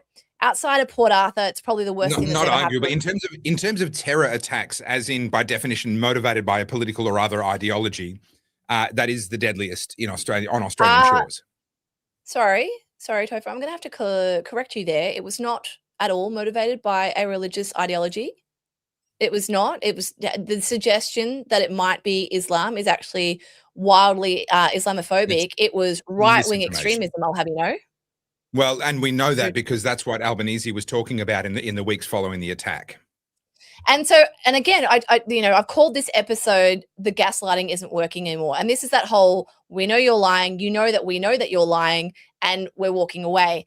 This whole idea of them trying to walk back how violent Islamic extremism is, how rampant it is, the fact that we have a suburb like Lakemba where there's these jihadists recruiting local boys. So now we're having a bunch of stuff that's breaking into the mainstream media, and before this, it would have been completely locked away. But when the ABC is posting this story, guys, I cannot tell you how big this is. So recently, ISIS brides aside for a second, I'll come back to that. There was a ISIS-inspired attack on LGBTQ kids, right? Teenagers. And I'm going to play you the video. It's not gory. It's not good, but you're not going to see something that is gorish is what I'm trying to say. So let me pull it up. Goodbye, cool V8 Jeep. Where is it? I just dream of it. I just want a V8. I'm sorry. I'm obsessed with this idea. So all right. The issue that we've got in Australia now is that we're so desensitized by attacks because we have seen really horrific, machete killings on the streets of Melbourne that were caught on CCTV and so much of that sort of stuff. It's kind of hard to stay sensitized to that kind of violence when it just feels so common. But this is in a different category. This is motivated by ideology. This isn't some gang turf war or some initiation or anything like that. This is ideologically motivated. And so when I play this video, I just want you to imagine we've had the pro-Palestine movement scream, queers for Palestine, all the minorities have come together, trans, LGBTQ, they're all marginalized, they're all oppressed, and they've all come together to defend the Palestinians because their resistance is our resistance. And I actually don't know what else they say to each other, but, that kind of thing. Yeah. Now this happens. How do you explain this? As a lefty, how do you explain this? Let's play it. I warn you guys, the language is pretty gross, okay? Just so you know, it's not a good thing. Let me play it again. Kill him. Kill the give us some money. Give us some money. Stop, give us some money. Hey. You want to be gay? Hey. You want to be gay? Yeah? لا إله إلا الله دولة الإسلام بخية. لا إله إلا الله. لا إله إلا الله. Kill him. Kill the Yeah, turn that off. Welcome to Australia. Yep, that's where we're at. I'm going to say the thing. I've said under my name, it says, I'm going to say the thing. There is no reason to have this Islam here. This version of Islam can fuck off as far as I'm concerned. If you're a Muslim and you hear that and you're offended, if you're not standing beside me right now saying that you denounce this, as far as I see it, you're on their side. Because this hate is a cancer. The longer this goes on, the worse it gets. And I've got more stories to share with you in a second. If we don't denounce this now, it's arguably already too late. These people have suburbs carved out in our Australian towns. These people have their own schools. They have their own mosques. We have hate preachers here on Australian soil recruiting for ISIS, sending people over to fight for Hamas and Hezbollah. That is real. That is happening right now. Our Prime Minister does nothing to stop it. He is pro-Palestine. He went and had a meeting with Yasser Arafat. Anthony Albanese is ideologically captured, and they also know that they need those votes from the Muslim community to win an election. They will not piss them off. But what's the alternative? Okay, so you can't piss them off because you need those seats to win the election. So instead, we just accept that LGBT kids now get beaten by Muslim men who are saying that gay is haram and that ISIS still lives. For those who didn't read the comments, it says that one of them was saying in Arabic that ISIS lives. They're trying to re-recruit. They are trying to push this ideology. I'm not going to be conspiratorial, but I mean, I'm sure plenty of you guys have gone down the rabbit hole. There is no case for this here on our shores. The idea of bringing these ISIS brides back into our country, I understand that they are Australian citizens, and I understand that via the Constitution, we have to accept them to a degree. To a degree. Here's the thing. If you leave this great nation of Australia that you are a citizen of to go and fight in a terrorist war, and unfortunately your side doesn't win, you don't get to then turn around and go, oh, actually, I did it wrong. I think I should go back to Australia. No. You are in this camp. You've been in the camp for 7 years. You chose to leave what you had because you thought the grass was greener. You wanted to go over there. And if ISIS won, you'd still be there. The only reason you want to come back is because now you're stuck in purgatory. You're either a Syrian resident or an Australian resident, and you're stuck in a camp. There are, I'm not going to say of the women specifically coming back to Australia, but there is plenty of footage and still images of young children who were children of these ISIS brides, not specifically the Australian ones, just to be clear, holding decapitated heads, holding AK-47s. These young children, and I'm really done with the terminology calling them brides. That's like they're just brides, guys. You don't understand. They're just poor little women and children. No. These women chose. They made a choice. They were adult women. They went over there. They decided to marry a terrorist. They've had children with a known terrorist, a terrorist who's trying to kill other people who had they're beheading them. They're doing suicide bombings. This is their hateful ideology. They then had their children. The children grew up around this. They have also been indoctrinated. You're not bringing in innocent children. You are bringing in indoctrinated terrorist children. These people are dangerous. And you guys can say, oh, Carly, that's a bit extreme. No. What happens? Do you think you just like deprogram these people? No, they're waiting until a cell builds up again, and then they'll go and join them. They're not coming back here going, oh, shit, you know what? I denounce it all. I'm really sorry. Because if they did that, it would be a totally different story. The government needs to call them ISIS brides to make them sound more palatable. ISIS brides and children. No, they're not. They are fucking terrorists. Call them what they are. That's where I sit on this. So here's the interesting thing. The double standard here is really interesting because when you say things like Muslims need to call out extremists, you get told that that's insensitive. You get told that that's Islamophobic. You get told that that's not appropriate. Now, to be fair, there are plenty of Muslims who do call them out. And I know people that are in counterterrorism in Victoria Police, and they have many friendly people inside mosques, including imams, who will help them. Part of the problem is that those reports don't actually get dealt with properly by the authorities, and then the people that made the reports cop reprisals. So there's a little bit of accountability on us as well to make sure that actually our justice system is robust and deals with these people properly, because our judges are way too soft. But let me come back to the double standard.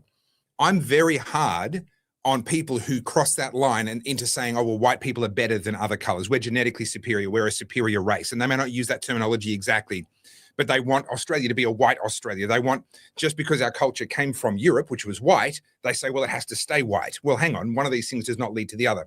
I'm very hard on those people, specifically because I want the world to understand there is a gap between me and them. I recognize we have a wonderful heritage from Europe, from white people who built these incredible political institutions, human rights, technology, all sorts of things that we benefit from today. But that is an inheritance that I received through no hard work of my own. And I don't own that. I can't have a monopoly on that. And we should share that. It's better. It's a better way of living than so much of what the world is living under right now. And so we should be pleased to invite people, to welcome people who are coming here to adopt that culture, who are coming here to be a part of that, to nurture it, to improve on it, and to hand that down to their kids. But we have to be very hard on people that want to go, too far in that direction, in the same way as we expect Muslims to be very hard on people who are going into the violent extremist direction with their ideology as well. And the double standard here is that we can all be called fascists. We can all be called white supremacists. We can all be lumped in with this one, with a couple of pajama party wearing boys out the front of the New South Wales Parliament House. But we can't possibly do the same thing to the Muslim community. That would be wrong. That would be Islamophobic. And again, you've talked about this before, Carly. When these double standards exist, this is what creates the resentment. this is what creates that undercurrent that ultimately leads to a reaction, and we get to a really, potentially ugly situation. So I'm actually really pleased that we're seeing so much more coverage of these sorts of violent attacks. I'm not pleased that the attacks are happening, but I'm pleased that we're seeing coverage of it. But we've been talking about the ISIS brides. I was not aware, but you dropped on me some news on the ISIS brides front today. Yeah, so it looks like the ISIS brides are going to be resettling in Wodonga. And Jacinta Allen was briefed on this months ago. Because the one thing you really want to do with a group of people that have lived under a terrorist ideology for a long time is keep them all together, right? Where they can create their own little subculture, their own little enclave of people with, obviously shared experiences and all that, but also shared ideology. We wouldn't want to separate them and maybe have them, separate them from their connection to all of the other people that have shared that same violent terrorist ideology and maybe spread them around the country. No, we wouldn't want to do that. Let's put them all in one place. So we have like a ready-made terror cell, all just kind of in one spot. And it just happens to be a stone's throw from my house. Excellent. I'm excited. What's fascinating about this is, I can say this because I don't care if I offend you, but Albury Wodonga, I'd call that a bit of a bumpkin area. Not in a bad way, but it is. It's a regional area. It's rural. You got your farmers on one side. You got your little townies in the middle. Imagine chucking in a bunch of burqa-wearing ISIS brides and thinking that the town will just be like, nothing to see here. They're not going to stop wearing the burqa, guys. They're not going to stop wearing the dark head covering. These people are completely ideologically captured. They're not going to start walking around in denim shorts and Havaianas and put a trucker cap on. You're going to know these people. They're going to stand out. I just find it extraordinary. I mean, the level of contempt our government has for us, it's insulting to my intelligence, to your intelligence. But when it comes to this Islam stuff, it is clear that the Albanese government will do nothing about it. And I believe, and I don't want this to happen, this is not me hoping this happens, I believe there is going to be something this year, I don't know, like, I just call it women's intuition, right? Call it Carlz the Oracle, whatever it is. I do believe there is an event coming, and I don't know if it'll be on Australian soil or US soil, that will stop the world. And it will have to do with Islam. It will happen later this year. And this will be the moment where we all go, well, the thing you said wouldn't happen happened. Now what? You can't fix this. This ideology is not fixable. Can I give you a story? Now, to be clear, this is is this your story, Topher? Did you tell me this about the journalist interviewing the Palestinian girl? Is this your story? Yeah. Do you want to tell it? So there was a journalist who had spent a long time, many years, covering the Palestine situation. They went there to cover it because they were on the Palestinian side. And having worked there for many years, covering all kinds of different stories, they had a moment where they suddenly switched sides. And what that moment was he went back to re-interview a young Palestinian girl, a woman by this point in time, but he'd known her since she was a young Palestinian girl. And what had happened was this girl had been playing at home and she'd pulled a pot of hot water, scalding hot water onto herself and had gotten burned, very significant burns. And what happens in these sorts of situations when there's a Palestinian child that needs, genuine emergency care is they get taken to Israel because the Israelis have the hospitals and the technology. And she was given the best of care, but it was really bad burns. And so there were a lot of skin grafts, a lot of care. Burns are a horrible thing. And repeated care needed over a period of years. So she would regularly go to this hospital in Israel to get that care and then return back to Palestine. And she, as she got older, she radicalized, and she then strapped on a bomb vest to try and kill Jews. And her target was the hospital. She was going to use their compassion and their trust against them.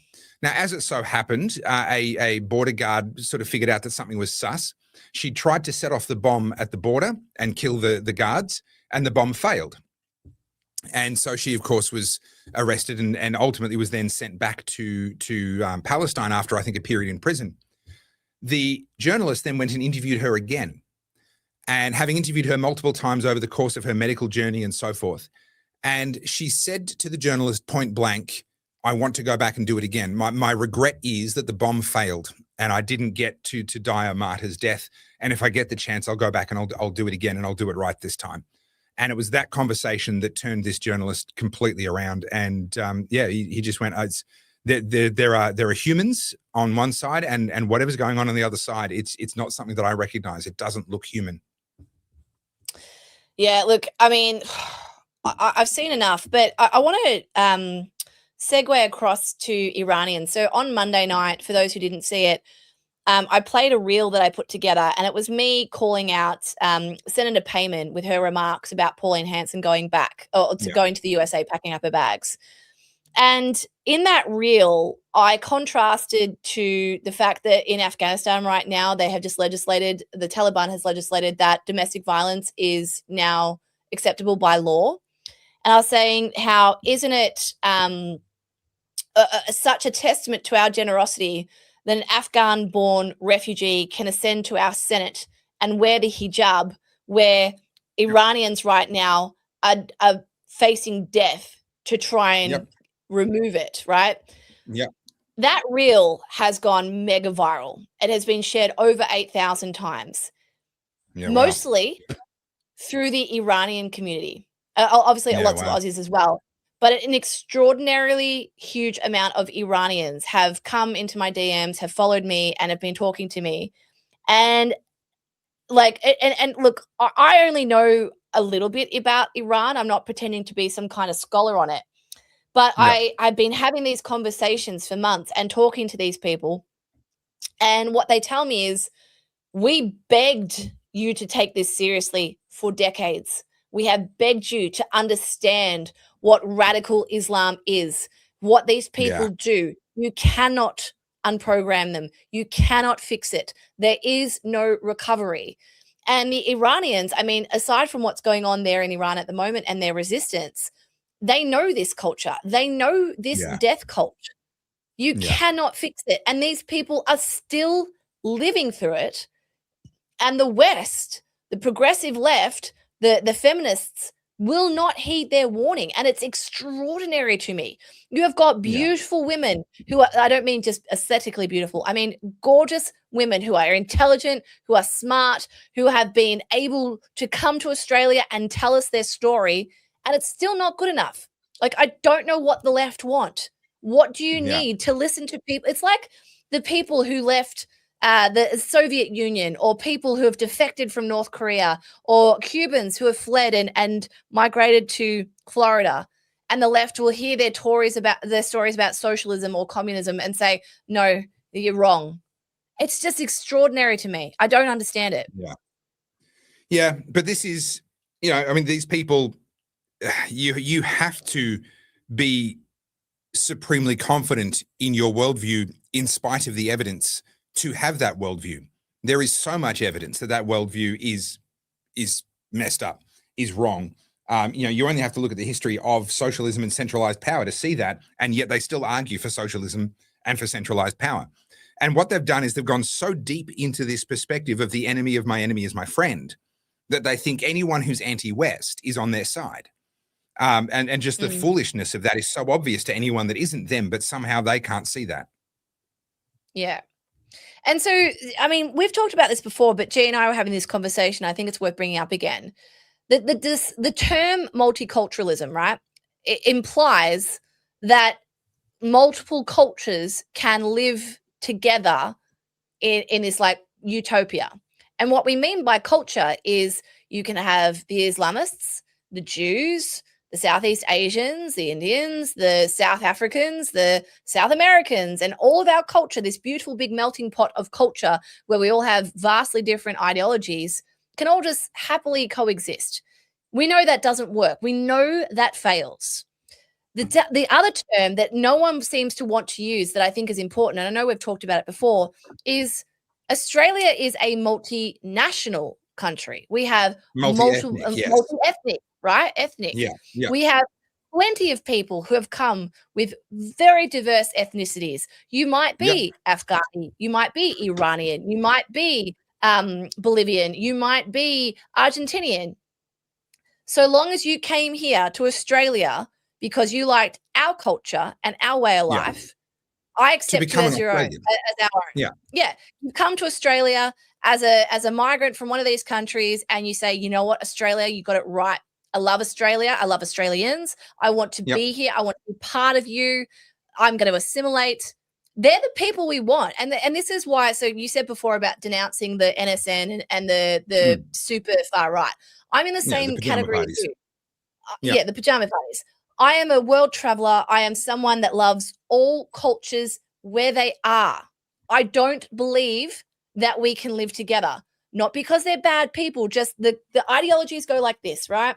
Yeah. There's a YouTube that I follow that I mentioned before. It's called Yes Theory. I think your wife watches it. Mm-hmm. And what I like about Yes Theory is they go to very remote, far off places and show the locals. And I've spoken at length before about how beautiful most local people are when you go to these different countries. I have been to Damascus. I've been to Syria. The Syrians were beautiful, incredibly hospitable. That's great. And they're very proud of their heritage and their country. I don't have a bad word to say about those Syrians. But obviously ISIS Syrians, I don't like those ones. They're evil.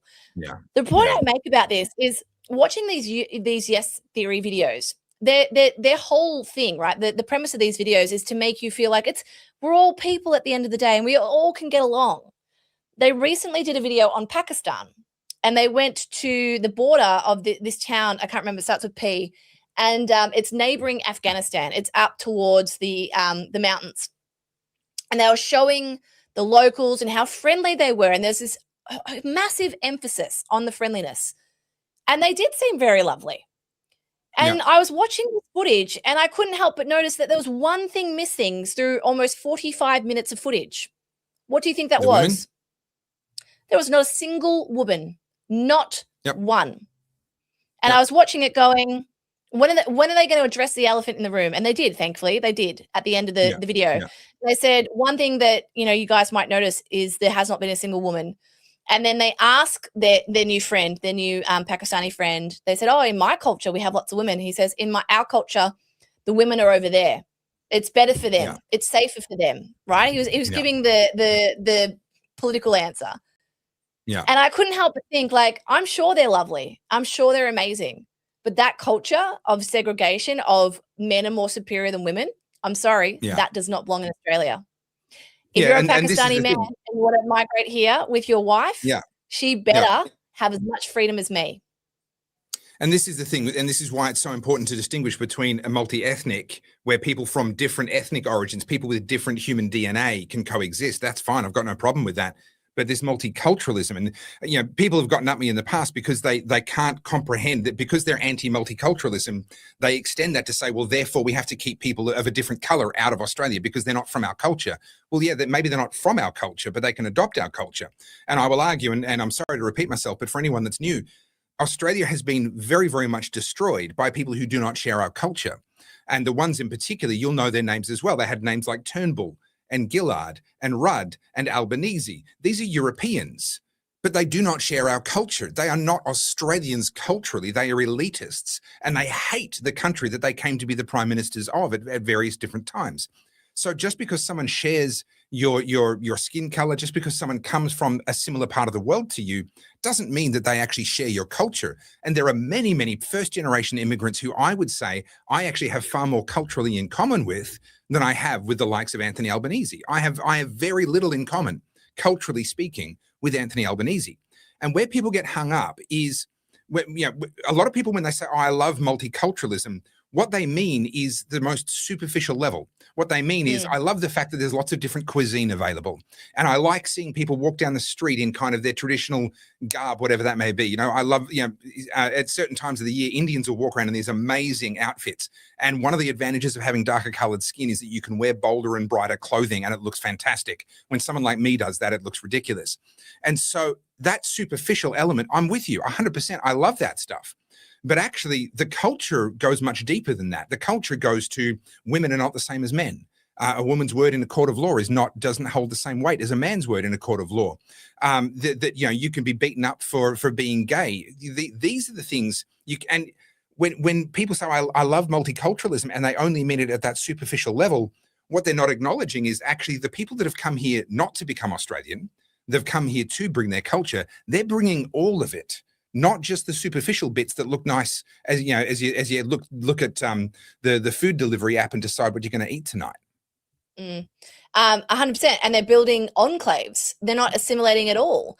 And I find it so frustrating. I've spoken to so many people in my DMs, right? Like Iranians, Vietnamese, some Indians as well. The Indians are a tough one. Obviously, they speak Hindi, and most of my stuff is in English. And I find that it can be hard to get Indians who want to talk to an Aussie about multiculturalism. But Iranians are a great example. I don't think people realize how big a continent Asia is and how diverse people are in the way they look.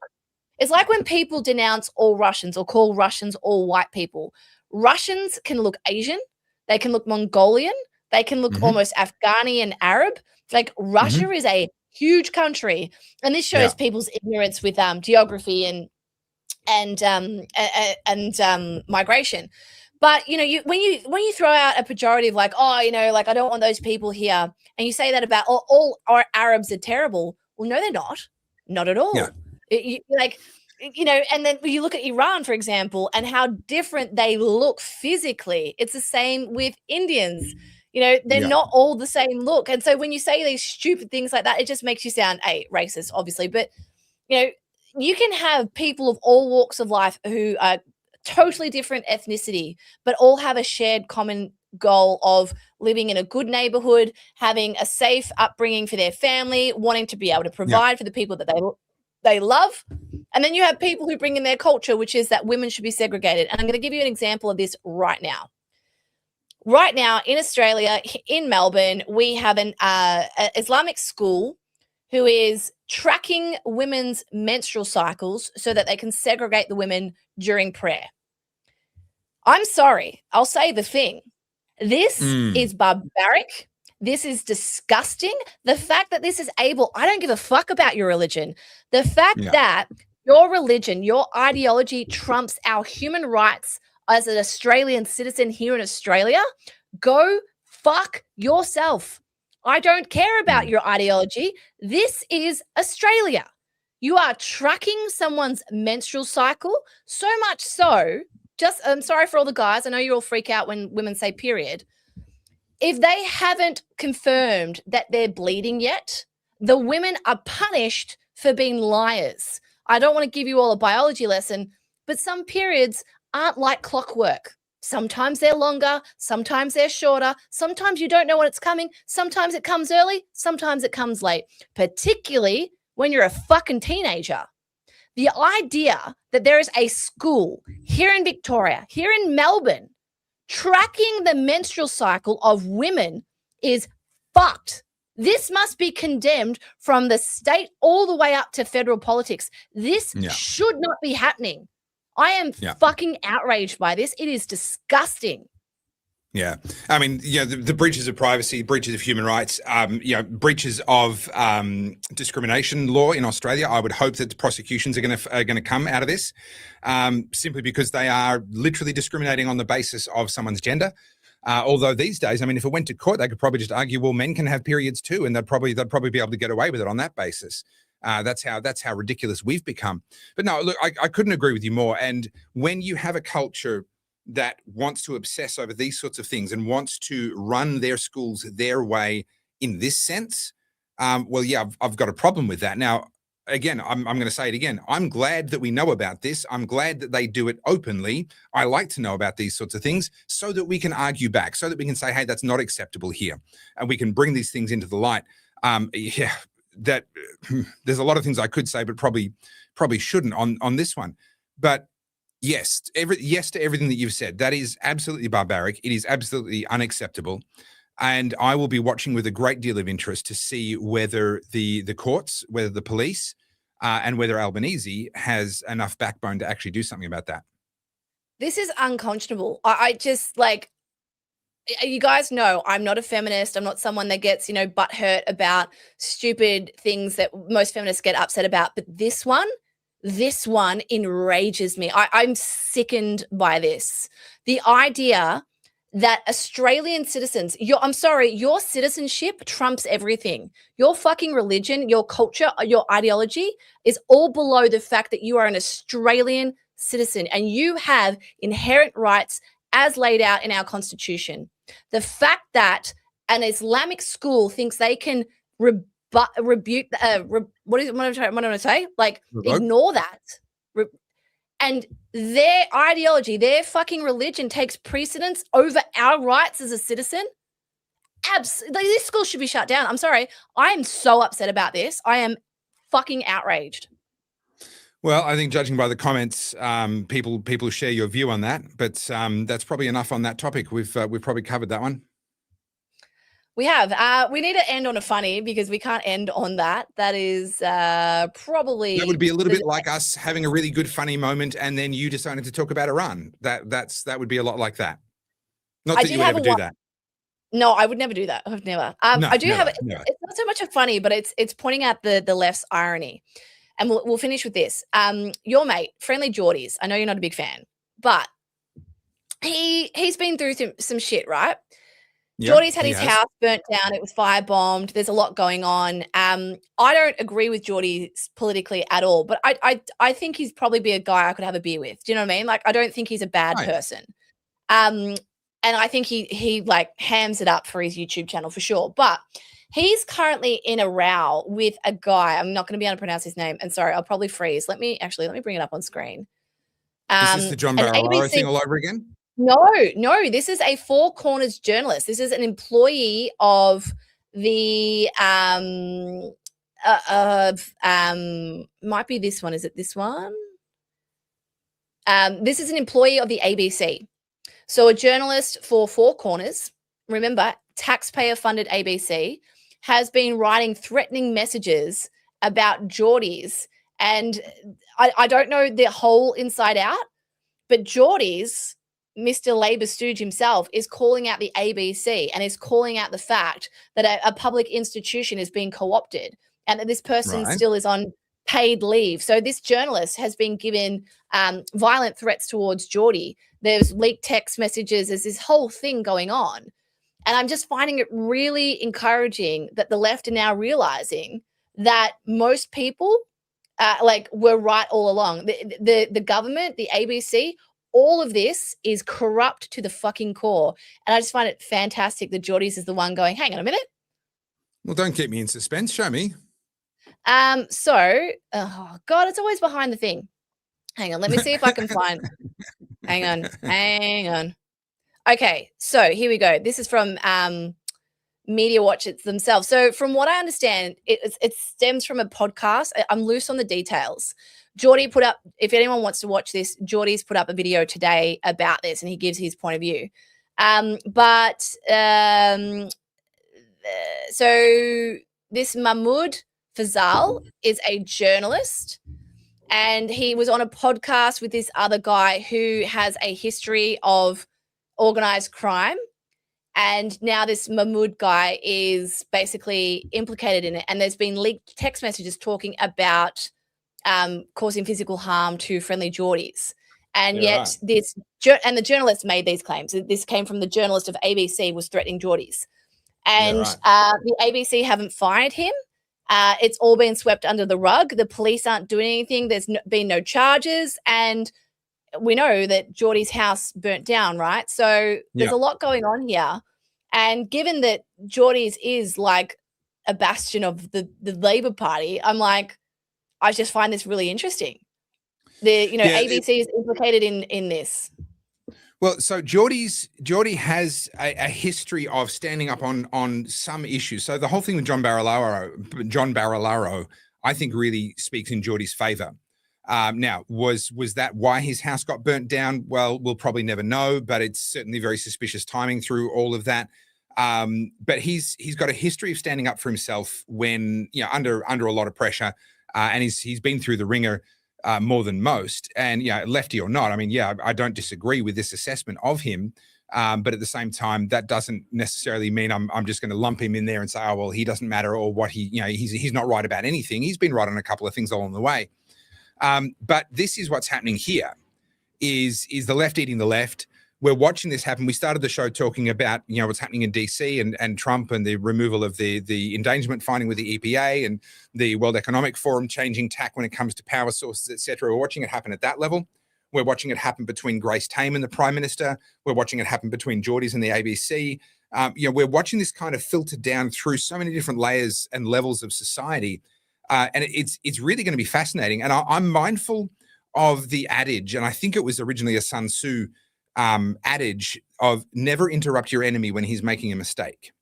And so one of the really important things in this moment in time is for people like Pauline Hanson and others to just keep doing what you were already doing. Don't stand there and grandstand and whatnot. Just keep doing what you were already doing. Our opponents are in a phase where they're beginning to eat each other. They're beginning to eat themselves. The contradictions in their own ideology are beginning to tear each other apart. The ranking is falling to pieces. Now people aren't happy with their position on the totem pole anymore, and they want to be somewhere else. People can't agree on where they ought to be. This was inevitable. It was always going to happen eventually. To be honest, it's taken a lot longer than I would have expected, but it does appear to finally be happening now. The revolution is eating its own children, finally. Yeah, so I'm buoyed to see this. I mean, this means that we're closer to the end than we realize. I think there's going to be No. There is no end. Let's be realistic. The cycle. There is no end. Yeah. Do you know what? But there are phases, and we're entering a better phase. Yeah, we're coming out of what has been a horrendous fog. That comes back to that book I read about the fourth turnings. But I'm reading some philosophy books at the moment. One of them I was reading about Plato and Aristotle last night, and it's funny, like anyone that's ever read anything by the Romans and the Greeks, when you read this stuff, it's like it was written yesterday, and this is like 500 BC. Right. And Plato's talking about censorship. He's talking about unfettered power. Aristotle's talking about echo chambers and all sorts of stuff. I'm like, my God, humans are so ridiculous. Like this has already been 100%. Discussed for 5,000 years and we're still talking about it. We've got a bloody podcast about it. And then you just sit there and you just go. Humans haven't changed. This has been going on since before we were born. It's going to continue after we're dead. Our job is just to do what we can while we can. Can I add one more topic for us to finish on? Sure. And that is the Farrer by-election, which is coming up soon. We don't know exactly when. Officially, Susan Ley still hasn't resigned as far as I'm aware. And so only once she resigns will the AEC then be called upon to decide when the election is going to happen. My suspicion is it's going to be around about the same time as the South Australian election. They may even happen on the same weekend, or the AEC might deliberately offset them one way or the other by a week. I'm not sure. But it's probably towards the end of March-ish is going to be my best guess at the moment. Now, what's interesting, I'm in discussions with, because this is where I live. Farrer is my electorate. I'm in discussions with a lot of different people in different parties and on different sides. And it's shaping up really well. The One Nation, which I think that's the most interesting side of this, is how well are One Nation going to do. They had over 60 people apply to be their candidate. And I was chatting with Senator Malcolm Roberts and saying, please pick a really, really, really strong candidate. Like One Nation, please do not blow this. And I was really, really came here to talk about cars. What's all this political talk? And I'm really, really heartened. They've narrowed it down to a short list of 3. But more importantly than that, they're allowing the branch, the local One Nation branch, to decide out of those 3 who the candidate is going to be. So the party's done their vetting, gotten rid of all the dross and the people who just weren't suitable. And they're putting the decision, the final decision, to the branch. Now, this is something that One Nation historically haven't done. This is something they're trying to move towards.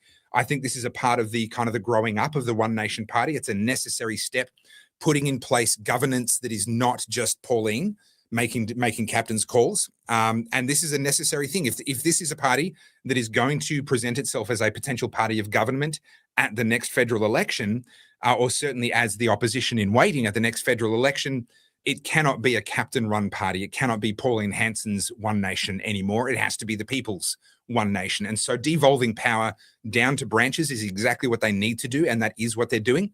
So this is going to be a real test case for them to see how well that structure works. I personally know one of the three candidates. It's not me, in case anyone's wondering. And I think they're a strong candidate. I don't know the other two, but if that's the caliber that the members are going to be deciding between, I think it's a really good thing. So I'm excited. I think we've got a hell of a fight on our hands. It's happening right in my backyard, which is kind of funny. I moved out of Melbourne to get away from all the nonsense, and the nonsense has followed me. But yeah, I think One Nation are genuinely in with a shot at winning this, but they don't actually have to win it. They just have to be in the mix, and that will send a very, very clear warning shot in the lead up to the Victorian election. And I could not be more excited. Do you know what? Just on this quickly, I've got 8% before my battery dies. I could put my charger in, but who could be bothered? So we were talking about the left being really mad at Albo at the moment. There's been some pieces coming out on socials that I've seen just basically from today, Hannah Ferguson being one of them, accusing Albo of seeing the upswing in One Nation and starting to go more right, which is why he called Grace difficult. So that was her kind of stance on it, because One Nation starting to grow, Albo's now becoming very right leaning, and I'm like, oh, it's delicious. Who needs Hollywood? What's going on here? It's far more entertaining. Politics is show business for ugly people. That's why I got into it. Suits you perfectly. Yeah. All righty. All right. We better wind up. I gotta go because we better do some grifting. We got to do some grifting. We haven't grifted. Topherfield.com. Check out all the merch. We've got new designs, new shirts. There's a 1984 shirt back in stock. It's not the original one. The original's been retired. If you've got that, that's yours. No, that'll never be for sale again. But the new 1984 has been released. Carly's done a wonderful job with that design. That's available now, along with all the usual stuff. Please do support. It helps us to be able to keep doing both the Oddcast, but also me to keep doing all the Topher Field videos, etc. Make sure that you jump on the new tiers on Coffee. Can you point to Coffee with your screen backwards? Yes, there it is. Yay. Do sign up. Apparently, I have to go and dig up my jolly Discord logins now. Yay. 4. There's now 4. So, just saying. You people are cruel. You know that, right? The producers have spoken. That's just mean. All right, fine. I will say this, after the, like I said, opening the show, since the live show, my mind has been running amok with opportunities and ideas. We are going to start getting some guests on. There's lots of things that we want to do, but just so you guys are clear on the direction that Topher and I are going, we're in this for the long haul. We don't want to make it clickbaity. We don't want to fall into trends. Like, we want this to be an ongoing conversation that anyone can walk into at any time and continue to have. So to do that, it does require us to be careful at times. We want to recruit good guests. You know, if we're too out there and too crazy, we're not going to get the guests. So, we're playing this for the long haul. And with that, we couldn't do it without your support. So whenever you guys sign up to Ko-fi or you buy merch, that allows us to do this full time. I now spend about 15 hours a week on the Oddcast, unpaid, voluntarily, I know, but all I'm saying is it's work now. It's no longer just us mucking around. This is a job. So, and we couldn't do it without you guys. And obviously watching us, joining in. I know today was not meant to be live. It was meant to be an in-person show. My fault. But some of us are more important. I was at a conference in Sydney and I couldn't get down to Melbourne to pre-record yesterday. So we did a live tonight instead. Thanks for joining us, guys. Really appreciate the support and all the love. And yes, I am a coward, Baz. You're quite right. To be honest, I didn't. Baz, I think I shared a few of you. I think I shared a few.